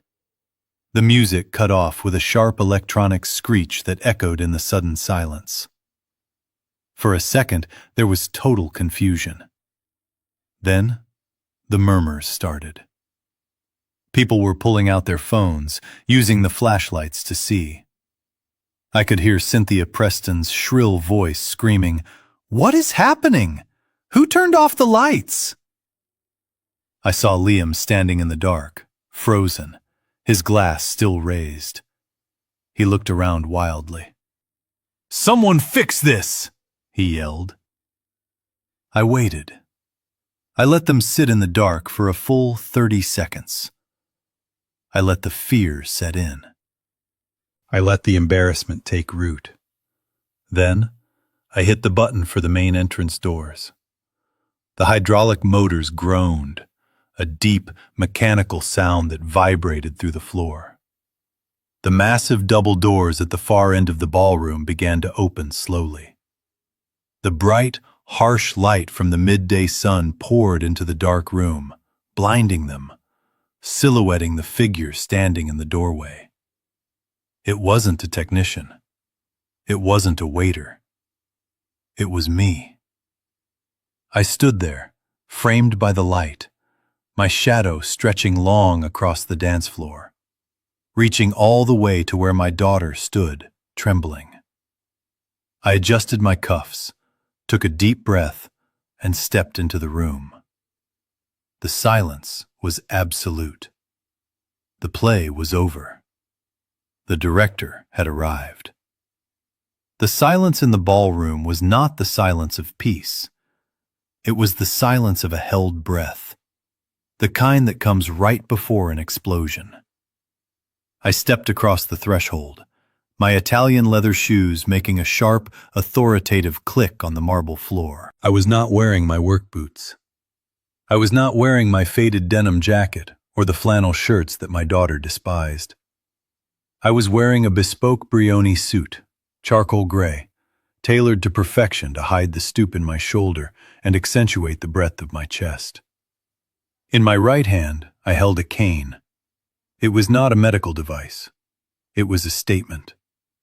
It was made of polished ebony with a solid silver handle in the shape of a lion's head. I didn't lean on it. I carried it like a weapon. Behind me, the winter wind howled through the open doors, but I didn't feel the cold. Flanking me on my left was Sarah, my chief legal counsel, a woman who could dismantle a corporation with a single memo. She carried a briefcase that contained the death warrant for the Preston family's reputation. On my right, and fanning out behind me, were 10 men. They were not the venue's standard rent-a-cops. These were private contractors, former military, men I had worked with on high-risk sites in Detroit and overseas. They wore matching black suits, earpieces, and expressions of absolute, terrifying neutrality. We moved as a phalanx, a solid wall of force cutting through the stagnant, perfumed air of the ballroom. I looked straight ahead. I saw the guests parting like the Red Sea. I saw the confusion on their faces turn to shock. They whispered behind their hands. They pointed. They knew who I was, or at least, they thought they did. They saw the resemblance, but they couldn't reconcile the image of the billionaire tycoon Madison had described, the man supposedly in Dubai, with the man walking towards them with an army at his back. Then I saw Madison. She was standing near the cake, her hand frozen halfway to her mouth. Her face had drained of all color. The glass of champagne she was holding tilted dangerously, spilling expensive vintage onto the floor, but she didn't notice. She stared at me, her eyes wide with a mixture of horror and disbelief. In that moment, she wasn't the arrogant bride who had sent me a bill. She was a little girl who had been caught stealing from the cookie jar. She knew. Somewhere deep in her gut, she knew that the game was over. She looked at my suit. She looked at the cane. She looked at the men behind me. The lie about Dubai. The lie about my unavailability. The lie about my social standing. It was all crumbling in real time. But the Prestons, in their infinite arrogance, didn't see the danger. They only saw an interruption. Richard Preston pushed his way through the crowd, his face red with indignation. He adjusted his bow tie aggressively and marched towards me, though he stopped a safe 10 feet away when one of my bodyguards shifted slightly. "Who the hell do you think you are?" Richard barked, his voice cracking slightly. "You can't just barge in here. This is a private event. Where is security? Someone close those damn doors." He didn't recognize me. He had never bothered to meet me. To him, I was just an abstract concept, a bank account attached to a blue-collar ghost. I didn't answer him. I didn't even slow down. I kept walking, my eyes locked on the stage where Liam was standing. Liam, however, recognized me. He had seen photos. He had mocked those photos. He squinted through the blinding light of the open doors, and then his recognition turned into a sneer of pure, unadulterated malice. He grabbed the microphone from the stand, the feedback screeching through the speakers. "Oh, this is rich," Liam shouted, his voice booming over the sound system. "Look, everyone, it is the plumber. It is Madison's embarrassing father." A gasp went through the room. 500 heads turned from him to me. Liam laughed, pointing a shaking finger at me. "Did you get lost on the way to the service entrance, old man? Did you come to fix the toilet? Look at him. He is trying to play dress-up." He turned to his groomsmen, seeking their validation. "Get him out of here!" Liam yelled, his face twisting into an ugly mask of rage. "Security! Where's the damn security? Throw this crippled old man out into the snow where he belongs. He's ruining the aesthetic. He is trespassing on a Preston family event." I stopped. I was 5 yards from the stage. I planted my cane on the floor with a loud thud. I looked up at Liam. He was sweating. He was terrified, but he was trying to cover it with bravado. He thought he was the king of the castle. He thought his name on the invitation gave him power. "Security!" Liam screamed again, his voice reaching a hysterical pitch. I said, "Remove him. Now. I pay your salaries. Get him out of my sight." From the shadows of the room, the venue's official security team emerged. There were 6 of them, led by Marcus, the head of security I had met yesterday. They were big men, imposing in their uniforms. They moved quickly, their boots thudding against the floor. The guests gasped again. Some people stepped back, expecting violence. They expected to see the old man dragged away. Madison put her hands over her mouth, a silent scream building in her throat. Richard Preston crossed his arms, a smug smile returning to his face. "Yeah, toss him out," Richard yelled, "and call the police. I want him arrested for harassment." Marcus and his team marched past the guests. They marched past Richard Preston without looking at him. They marched straight towards me. Liam grinned. "Finally." "Get his legs," he shouted. But Marcus didn't grab me. He stopped 3 feet in front of me. He snapped his heels together. And then, with the precision of a drill sergeant, he turned around. He turned his back to me. He faced Liam. The other 5 guards did the same. They formed a semicircle around me and my team, facing outward. They crossed their arms over their chests, their expressions stony. They weren't there to remove me. They were there to protect me. The room went deadly silent. The air was sucked out of the space. Liam's grin faltered. He lowered the microphone slowly. What are you doing?" he stammered. "I gave you an order. I am the groom. Turn around. Grab him." Marcus didn't flinch. He spoke clearly, his voice carrying in the silent room without need for a microphone. "We don't take orders from guests, sir. We take orders from the owner." Liam blinked. "Guests? Who are you calling a guest? I am the client. I rented this place."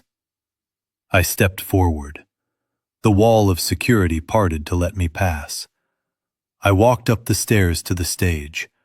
My leg didn't drag. I willed it to be strong. I walked with the rhythm of an executioner climbing the scaffold. I reached the spot where Liam was standing. He shrank back, stumbling over a monitor speaker. He looked small. He looked like a boy who had been caught wearing his father's shoes. I reached out and took the microphone from his hand. He didn't resist.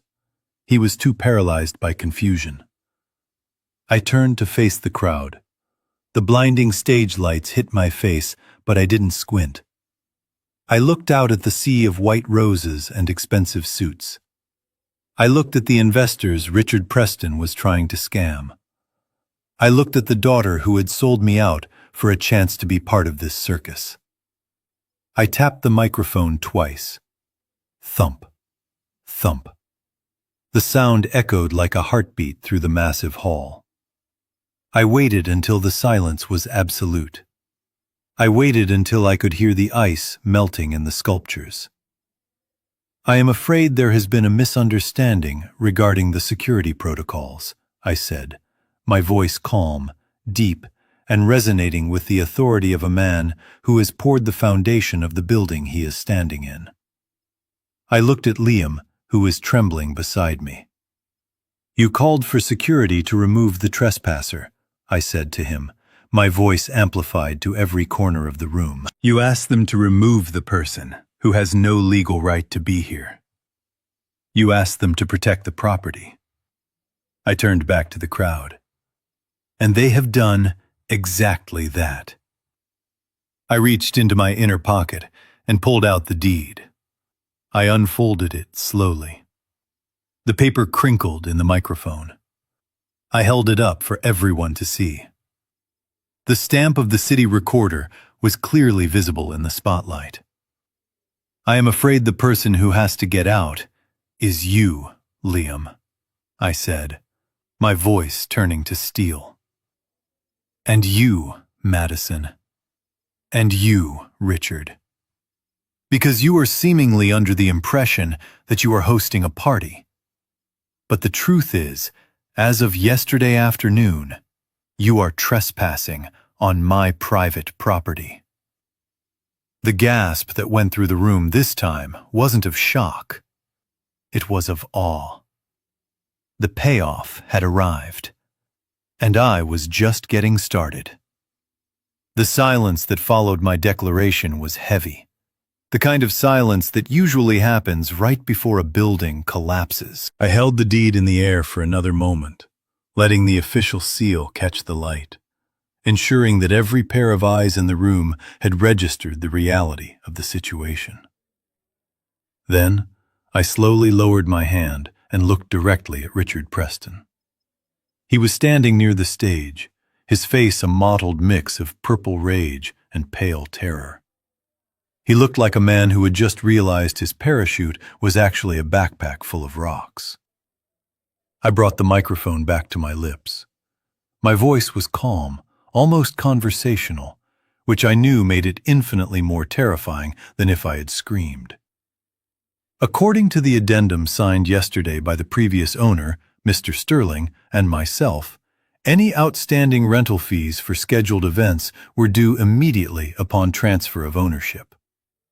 I paused, letting the words sink in. The deadline for that payment was 12 noon today. It is now 12:05. I turned to look at Liam, who was still trembling on the stage next to me. "I checked the accounts before I walked through those doors, Liam. The balance is 0. You haven't paid. And because you haven't paid, you are in breach of contract. Richard Preston finally found his voice. He lunged forward, pushing a waiter aside. "This is insanity," he shouted, his voice cracking. "This is a trick. You can't just buy a venue in the middle of a wedding. I have a contract. I have rights. I will sue you for everything you are worth." I looked down at him from the edge of the stage. I didn't feel anger anymore. I felt pity. He was a small man trying to cast a big shadow. "You have no rights, Richard," I said, my voice echoing off the vaulted ceiling. "You have debts. Millions of dollars of them. You have mortgaged your home. You have liquidated your assets. And you have spent the last 6 months playing a shell game with your creditors. And today, you tried to use my daughter's wedding as the final hustle." The room erupted. The word debts hung in the air like smoke. I saw the group of Japanese investors, the men Richard had been courting all afternoon, suddenly stiffen. They began to speak rapidly among themselves in Japanese. One of them, a stern-faced man in a blue suit, stepped forward and pointed at Richard. "Is this true?" the investor asked, his English heavily accented but crystal clear. "Is it true you are insolvent? We were told your liquidity was secure. We were told this event was proof of your capital." Richard turned to them, panic wild in his eyes.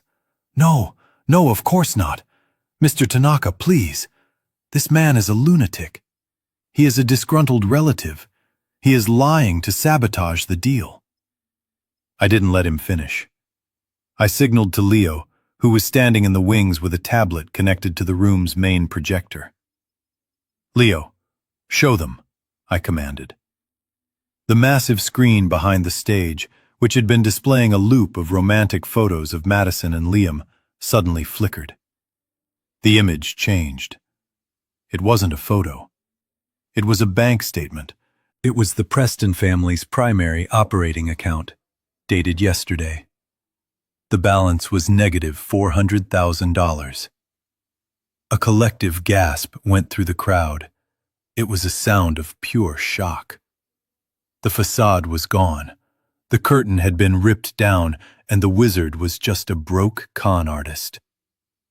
I spoke again, my voice cutting through the rising murmur. "You aren't here to celebrate a marriage," I said to the 500 guests. "You are here as props. You are here to populate a stage set so that Richard Preston could secure a seed round of funding to keep himself out of jail. You are extras in a fraud." The chaos started then. It wasn't a riot, but it was the messy, ugly disintegration of civilized society. The investors surrounded Richard, shouting demands for explanations. Mr. Tanaka was yelling about due diligence. A woman at table 4 stood up and threw her wine glass at the wall, screaming that she had loaned Cynthia Preston $50,000 last week. The veneer of politeness evaporated instantly. I watched it all from the stage. I watched the house of cards tumble. I looked at my watch. "You have 15 minutes, I announced, my voice booming over the chaos. The room froze again, turning back to me. "In 15 minutes, I continued, the police will arrive. I have already called them to report a trespassing in progress and a potential securities fraud. If you are a guest, I suggest you leave now to avoid being questioned. If you are a Preston, I suggest you start packing. You have 15 minutes to remove your personal effects, your decorations, and yourselves from my property. Anything left after that time will be considered abandoned and will be thrown in the dumpster." I motioned to my security team. Marcus and his men stepped forward, forming a line at the base of the stage, arms crossed, waiting for the countdown. The guests didn't need to be told twice. It was a stampede. People grabbed their coats and purses. No one looked at the bride. No one looked at the groom. They just wanted to distance themselves from the stench of failure. The so-called elite of Chicago, the people Madison wanted so desperately to impress, were scrambling over each other to get out the door. And then there was Madison. She was standing alone in the middle of the dance floor. The crowd flowed around her like a river around a rock. Her face was streaked with tears, her mascara running down her cheeks in black lines. She looked at Liam, but he was busy arguing with his father, blaming him for the disaster. He didn't even look at her. She looked at me. For the first time in years, she really looked at me. She didn't see a checkbook. She didn't see an embarrassment. She saw the only person in the room who had any real power. She started to run. She pushed through the fleeing guests, tripping over the hem of her dress, stumbling in her high heels. She ran to the edge of the stage where I was standing. Even now, on her knees, she was asking me to write a check. She wasn't sorry for hurting me. She was sorry the money tap had turned off. I reached down. For a second, her face lit up with hope. She thought I was going to pull her up and hug her. Instead, I gently but firmly peeled her fingers off my leg. I stepped back. "I am not your ATM, Madison," I said coldly. "And I am not your father right now. I am the landlord, and you are trespassing." I turned my back on her. "You have 14 minutes left," I said over my shoulder. "I suggest you go find your husband. He looks like he is about to vomit on my stage." I walked away, heading towards the back of the stage where my team was waiting. Behind me, I heard her wail, a sound of pure despair. But I didn't stop. I didn't look back. I had cut the dead branch. Now, I just had to wait for the wind to blow it away. The heavy oak doors of the grand manor slammed shut with a sound that echoed like a final gavel strike, sealing the warmth and the light inside, and leaving the Preston family standing on the concrete steps of the portico. The Chicago winter had been waiting for them. The sky, which had been a deceptively bright blue earlier that morning, had turned a bruised shade of gray, and the snow was beginning to fall in earnest. It wasn't the romantic dusting of snow that Madison had envisioned for her wedding photos. These were hard, stinging pellets of ice driven by a biting wind coming off the lake. The kind of cold that finds the gaps in your clothes and settles into your bones within seconds. I stood on the other side of the glass, inside the grand foyer, watching them. I wasn't hiding. I stood right there in the center of the warm, golden light, my hands clasped behind my back, witnessing the reality check I had orchestrated. Outside, the scene was pathetic. Madison was shivering violently. Her custom-made dress, a strapless silk masterpiece that cost more than a mid-sized car, offered zero protection against the elements. The wind whipped her veil around her face, tangling it in her hair, turning the symbol of her purity into a nuisance. She wrapped her bare arms around herself, her skin already turning a mottled, unhealthy shade of blue. Beside her, Richard and Cynthia Preston huddled together, not out of affection, but out of a desperate need to conserve heat. Richard's tuxedo was thin, and Cynthia had left her fur coat in the cloakroom, which was now locked. They looked like refugees in formal wear, stripped of their armor. They were looking around wildly for their cars.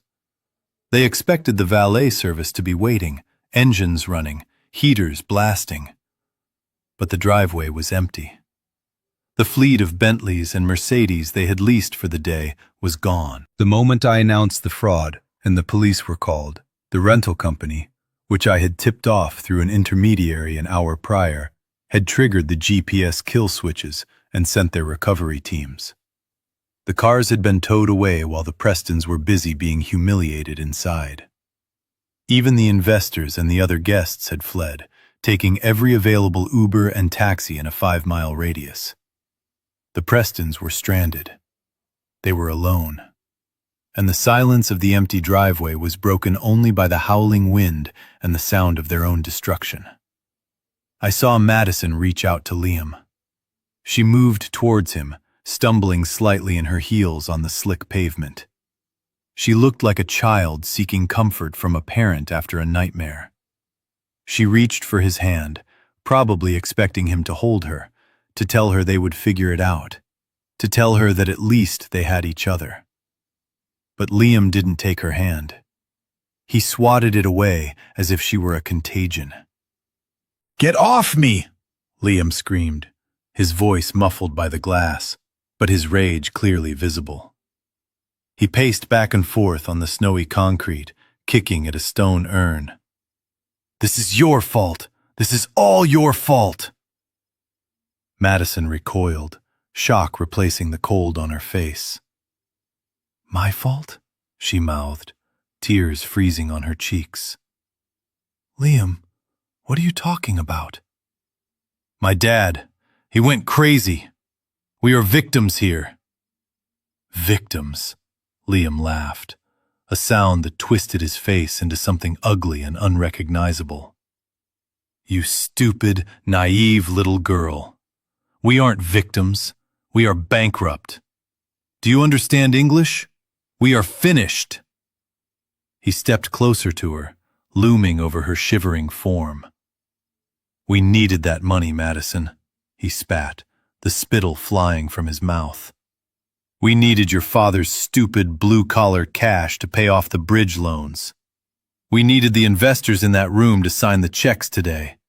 That was the whole point." Madison shook her head, confusion clouding her eyes. But we love each other. The wedding." "Dus." Liam looked at her with pure disgust. "Love?" he sneered. "Do you really think I would marry a construction worker's daughter for love? Look at you. You are desperate. You are tacky. You try so hard to be one of us, but you never will be. We married you for the liquidity, Madison. You were an asset. And now, thanks to your lunatic father, you are a liability. You are worthless." The word hung in the frozen air between them. Worthless. Madison stood there, the snow gathering on her bare shoulders, her mouth slightly open. The man she had defied her father for, the man she had insulted her heritage for, was telling her the truth for the first time. She wasn't a princess to him. She was a paycheck that had bounced. Liam wasn't done. The stress, the humiliation, and the fear of the impending police investigation made him snap. He raised his hand. I tensed on the other side of the glass. I signaled to Marcus, who was standing by the door, ready to intervene. But before Marcus could move, Liam struck. He didn't punch her, but he slapped her. It was a sharp, vicious backhand that caught her on the cheek. The force of it knocked her head to the side and sent her stumbling back against the cold stone pillar of the entrance. "You useless waste of time!" Liam screamed, his voice cracking. "You should have just got the check. You should have controlled him. Now we are going to jail because of you." Madison didn't scream. She didn't fight back. She just slid down the pillar, her legs giving out, until she was sitting in a heap of white silk on the dirty, snow-covered ground. She held her hand to her cheek, her eyes wide, staring at the man she had promised to love and cherish just an hour ago. The illusion was completely shattered. The golden boy was a monster. The fairy tale was a horror story. Richard and Cynthia didn't even intervene. They were too busy arguing with each other on the other side of the steps, blaming one another for the failed scheme. They didn't care that their son had just assaulted his wife. They didn't care that she was freezing. They only cared that the money was gone. Madison turned her head away from Liam. She looked towards the building. She looked towards the warmth. She looked at me. Through the thick plate glass of the double doors, our eyes met. I stood there in my suit, warm and dry, but I wasn't alone. Behind me, in the grand foyer, the scene was a stark contrast to the misery outside. I had ordered the staff to bring the food out. I had ordered the wine to be uncorked. Madison watched as I turned slightly and gestured to a young waitress, the same girl Richard Preston had snapped his fingers at earlier. I poured her a glass of the vintage Dom Perignon. I handed it to her with a smile and a nod of respect. She looked shocked, then grateful, taking the glass with a shy smile. Next to her, Marcus and the security team were eating the lobster tails and the prime rib sliders that were meant for the elite. The florists were sitting on the velvet benches, laughing, holding plates of caviar. The cleaning staff were sampling the truffle risotto. I was hosting a party, but it wasn't for the people who thought they ruled the world. It was for the people who built it. It was for the people who cleaned it. It was for the people who served. I saw Madison watching this. She saw her father, the man she was ashamed of, treating the help like royalty. She saw me laughing with a busboy, clapping him on the shoulder. She saw the warmth. She saw the respect. She saw the genuine joy that comes from honest labor and honest gratitude. And she saw what she had thrown away. She had traded a father who would have moved mountains for a husband who hit her when the check didn't clear. She had traded a home built on love and sacrifice for a house of cards built on fraud and contempt.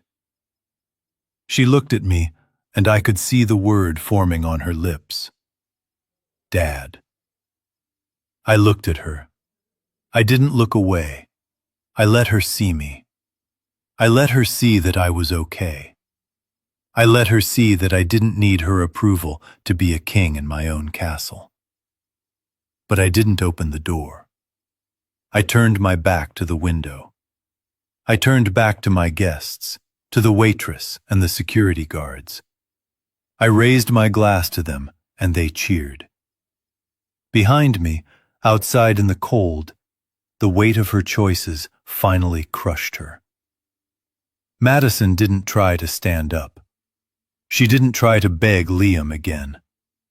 She just slumped forward, her face burying into the freezing wet snow, her beautiful, expensive dress spreading out around her like a white shroud. She lay there, shivering, broken, and alone, while the snow continued to fall, covering her in a blanket of white, erasing her from the picture, just as she had tried to erase me. 7 days. That is how long it takes for a life to completely unravel. 7 days of silence. 7 days of snow covering the tracks of the disaster at the Grand Manor. I spent those 7 days inside my house, the house I built with my own hands, sitting in my study, listening to the quiet. It wasn't a lonely silence anymore. It was a peaceful one. The kind of silence that comes after you finally finish a job that has been dragging on for far too long. I had my phone turned off. I had the curtains drawn. I was done with the drama. I was done with the noise. But I knew she would come. I knew Madison wouldn't be able to stay away, not because she missed me, but because she had nowhere else to go. The Prestons were ruined. The scandal had hit the papers the morning after the wedding. Fraud. Bankruptcy. The police investigation was ongoing. Their assets were frozen, their reputation incinerated. Madison had bet on the wrong horse, and now that the horse had collapsed, she was looking for a new ride. It was Tuesday afternoon when the security alert chimed on my desk monitor. I didn't need to look at the screen to know who it was, but I looked anyway. There she was, standing at the main gate. She didn't arrive in a Bentley this time. She didn't arrive in a limousine. A yellow taxi was just pulling away, leaving streaks of slush on the asphalt. Madison stood alone in front of the 10-foot iron gates. She looked small. She looked broken. The arrogance was gone. The designer clothes were gone. She was wearing a simple wool coat that I recognized from her college days, one that she had probably dug out of a storage box. Her hair, usually perfectly blown out, was pulled back in a messy bun. She wore no makeup. Her face was pale, her eyes red and puffy from a week of crying. She looked like the little girl who used to scrape her knees playing in the driveway, looking for her daddy to kiss it better. My hand hovered over the button that would open the gate. It would be so easy.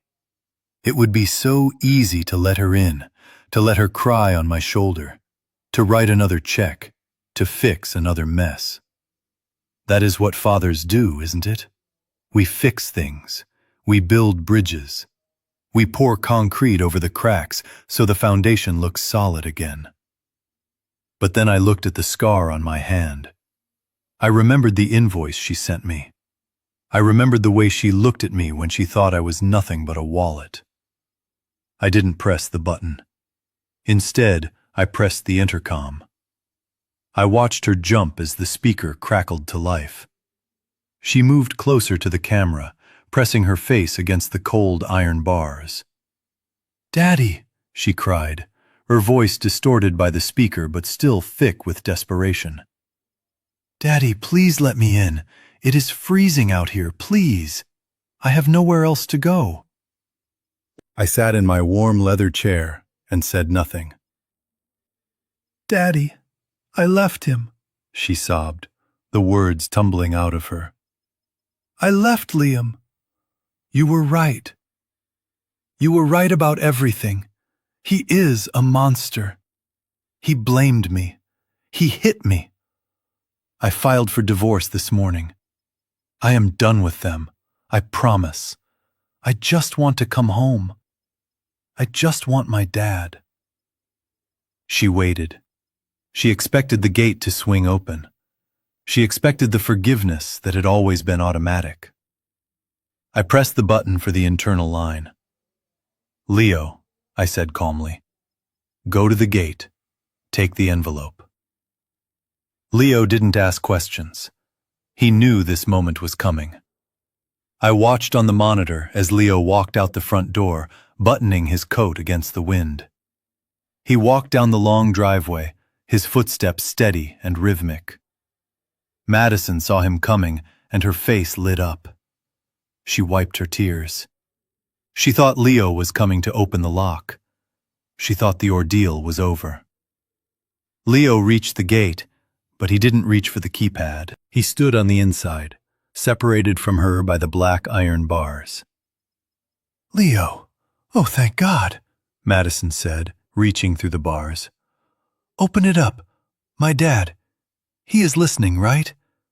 Tell him I am sorry. Tell him I am back."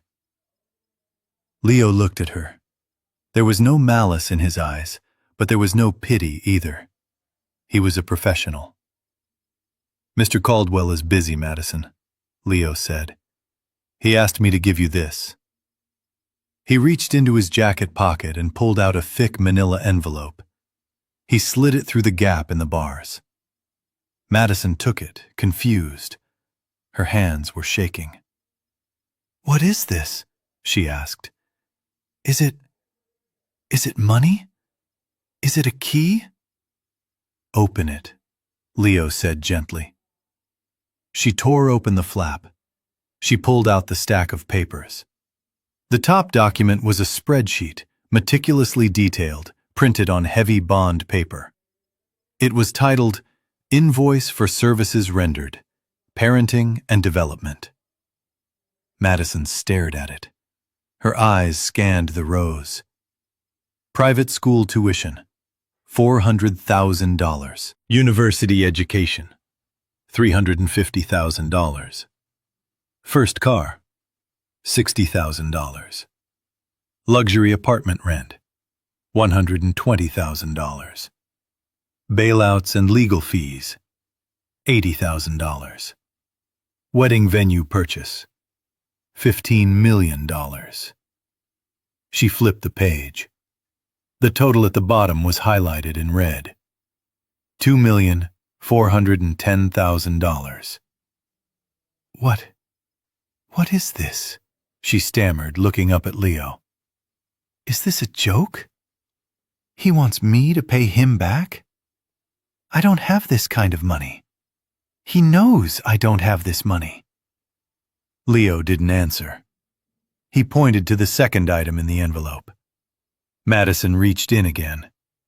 Her fingers brushed against something stiff. She pulled it out. It was an airline ticket. Economy class. One way. Destination: Omaha, Nebraska. Departure: tonight at 9 p.m. Nebraska, she whispered, her voice trembling. Why Nebraska? I don't know anyone in Nebraska. Leo finally spoke, reciting the message I had given him word for word. There is a small motel in Omaha that is hiring housekeeping staff. Mr. Caldwell has arranged a job interview for you tomorrow morning. The first month's rent at a boarding house has been paid. After that, you are on your own. Madison looked at the ticket, then at the invoice, then at the house that was so close and yet so far away. The realization started to dawn on her. This wasn't a punishment. This was an eviction. No! She screamed, dropping the papers in the snow. No! I am not going to Nebraska! I am not being a maid! I am his daughter! He can't do this to me! Daddy! She grabbed the bars and shook them, screaming at the camera. Daddy! Stop this! It isn't funny! I said I was sorry! I leaned forward and pressed the talk button on the intercom one last time. My voice boomed from the speaker at the gate, cutting through her hysteria. I heard you, Madison. She stopped screaming. She looked up at the camera, tears streaming down her face. Daddy, please, just open the gate. I taught you how to lay a foundation, Madison, I said, my voice heavy with a sadness I could no longer hide. I taught you that you have to work for what you build. I gave you the tools. I gave you the materials. But you chose to pick up a sledgehammer. You chose to destroy everything I built for you because you thought you were too good for the work. I paused. I watched her shivering in the cold. You broke it, Madison. You broke the trust. You broke the bond. And you can't fix a foundation with an apology. You have to rebuild it, brick by brick, from the bottom up. Daddy, I can't, she whispered. I don't know how. Then you better learn, I said, because that invoice in your hand is your debt to me. Not the money, the effort, the character. You owe me a daughter who understands the value of $1 and the value of loyalty.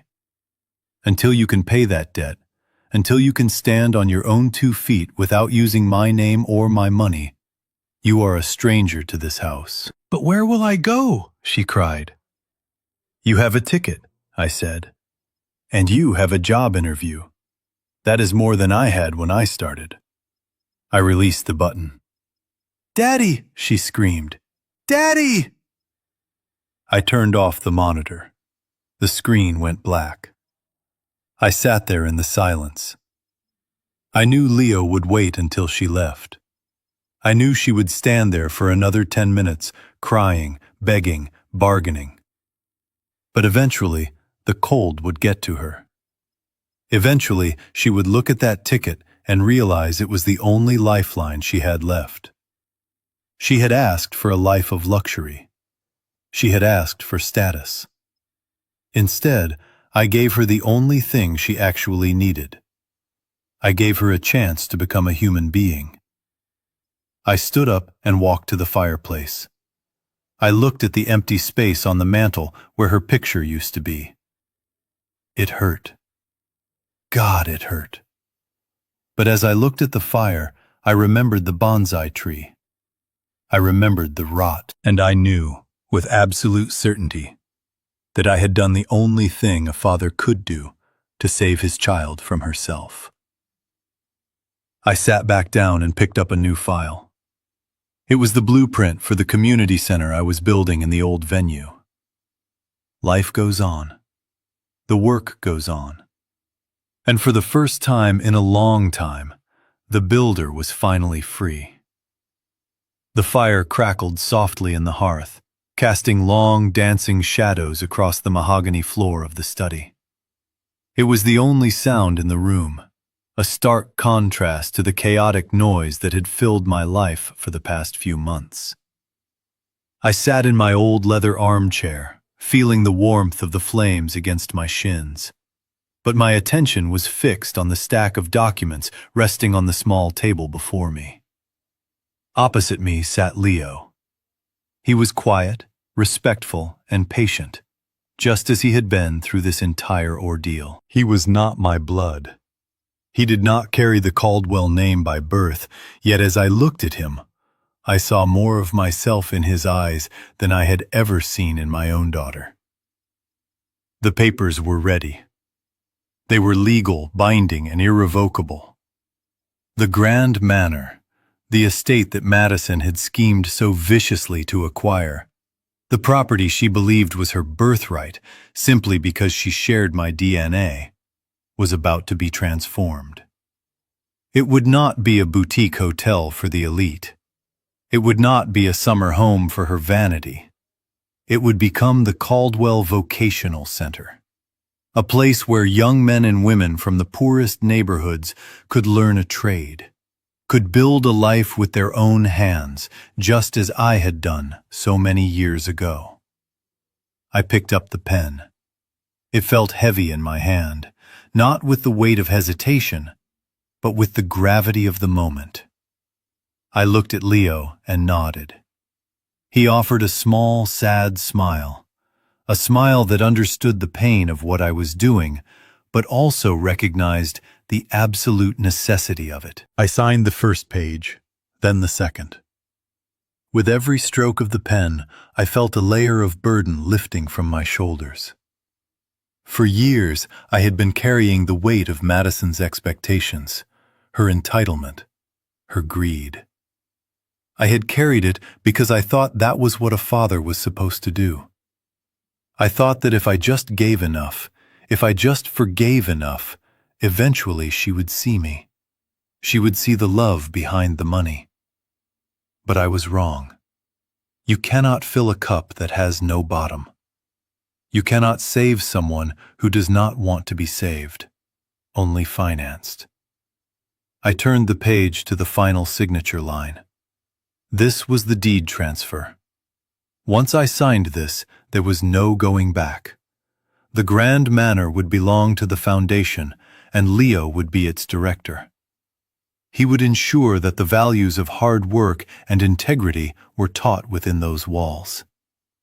I paused for a moment and reached into my pocket, pulling out a small, worn photograph. It was Madison when she was 5 years old. She was sitting on a swing, her hair messy, her smile missing a front tooth, her eyes full of innocent joy. I ran my thumb over the image. I had kept this photo close to my heart for decades, using it as a shield against the reality of the woman she had become. I used to look at this picture and tell myself that the little girl was still in there somewhere, buried under the layers of selfishness and cruelty.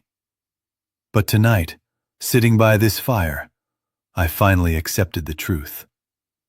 That little girl was gone. She had been consumed by the monster of entitlement that I had perhaps helped to feed. I looked at the photo one last time, not with anger, but with a profound mourning. It was the funeral of a hope I had kept alive for too long. I placed the photo gently on the table next to the documents. It was time to let go. I realized then that I was not just signing away a building. I was performing a surgery on my own soul. I was cutting out the tumor that had been poisoning my life. It was a painful procedure, a severance of the deepest bond a human being can have. But it was necessary to save the rest of me. It was necessary to ensure that my legacy would be one of creation and not destruction. I signed the final line. The ink was dark and permanent. It was done. I capped the pen and placed it down.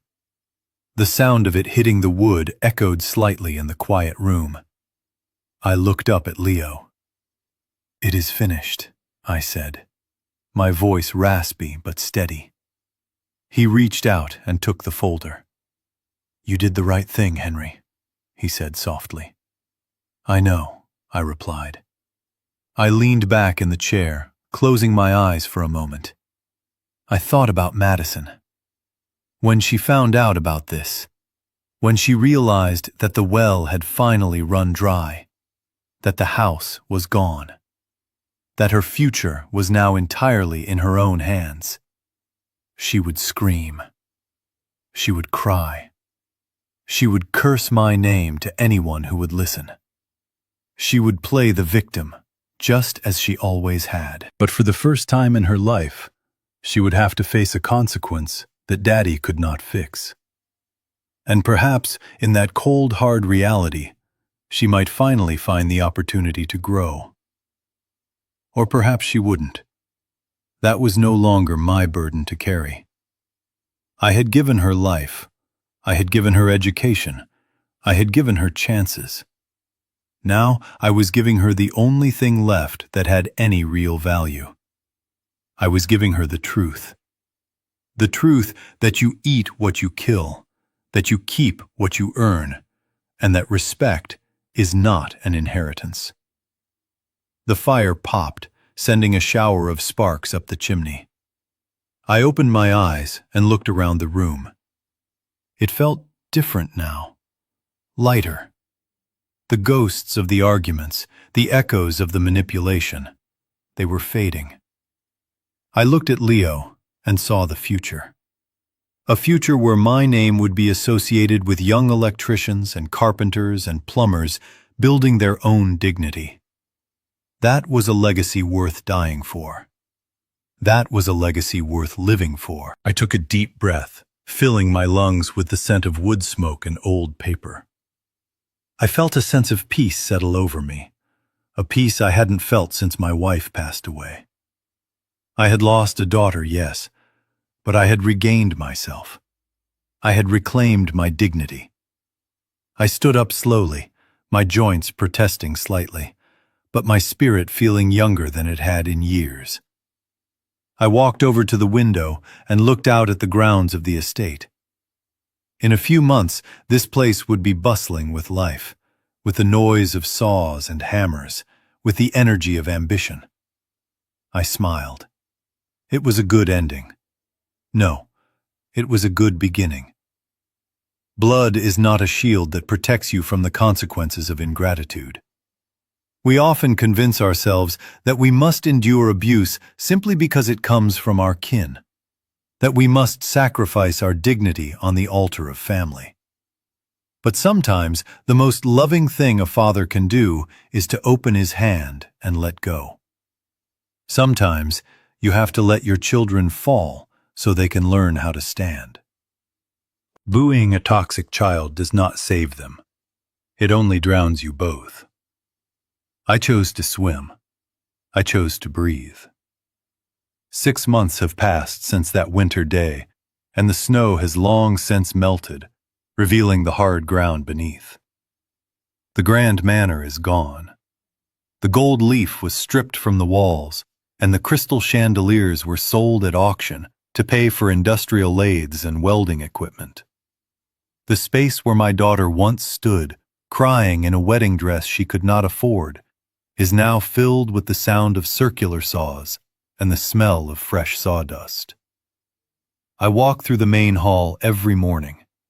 It no longer smells of expensive perfume and desperation.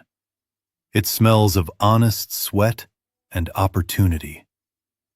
Yesterday, I watched a young man named Marcus welding a joint with a precision that reminded me of myself at his age.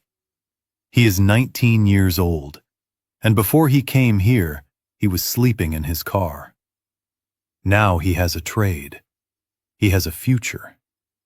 He looked up at me and shook my hand. His grip was firm and his palm was rough.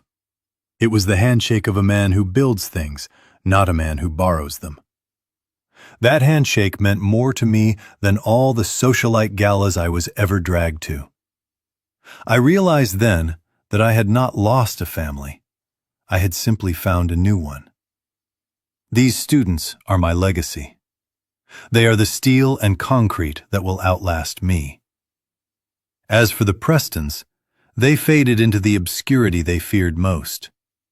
The fraud investigation was thorough and merciless.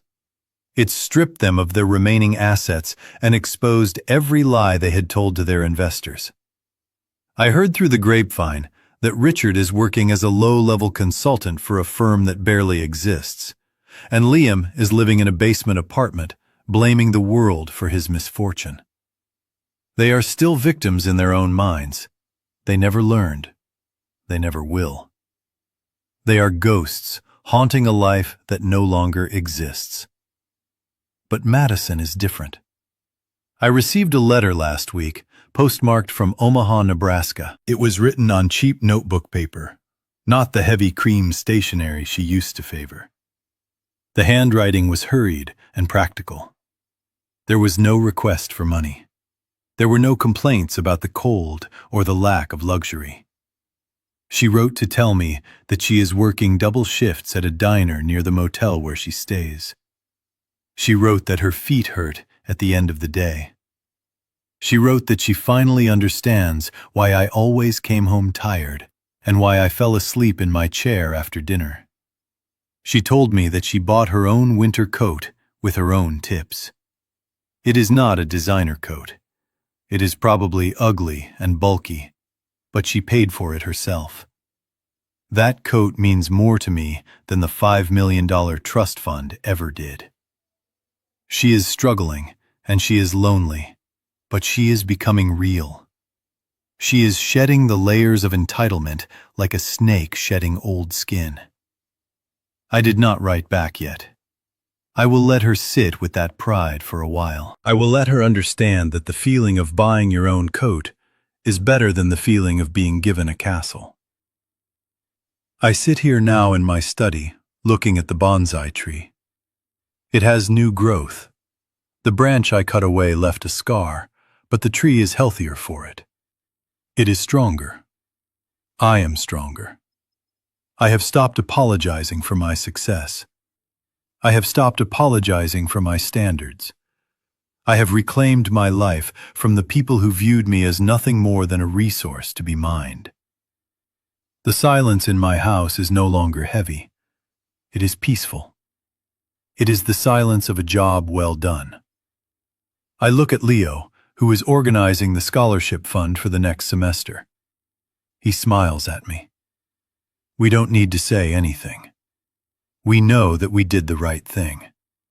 We know that saving someone often looks like hurting them at first. I lean back in my chair and close my eyes. I can hear the hum of the city outside the city I helped build.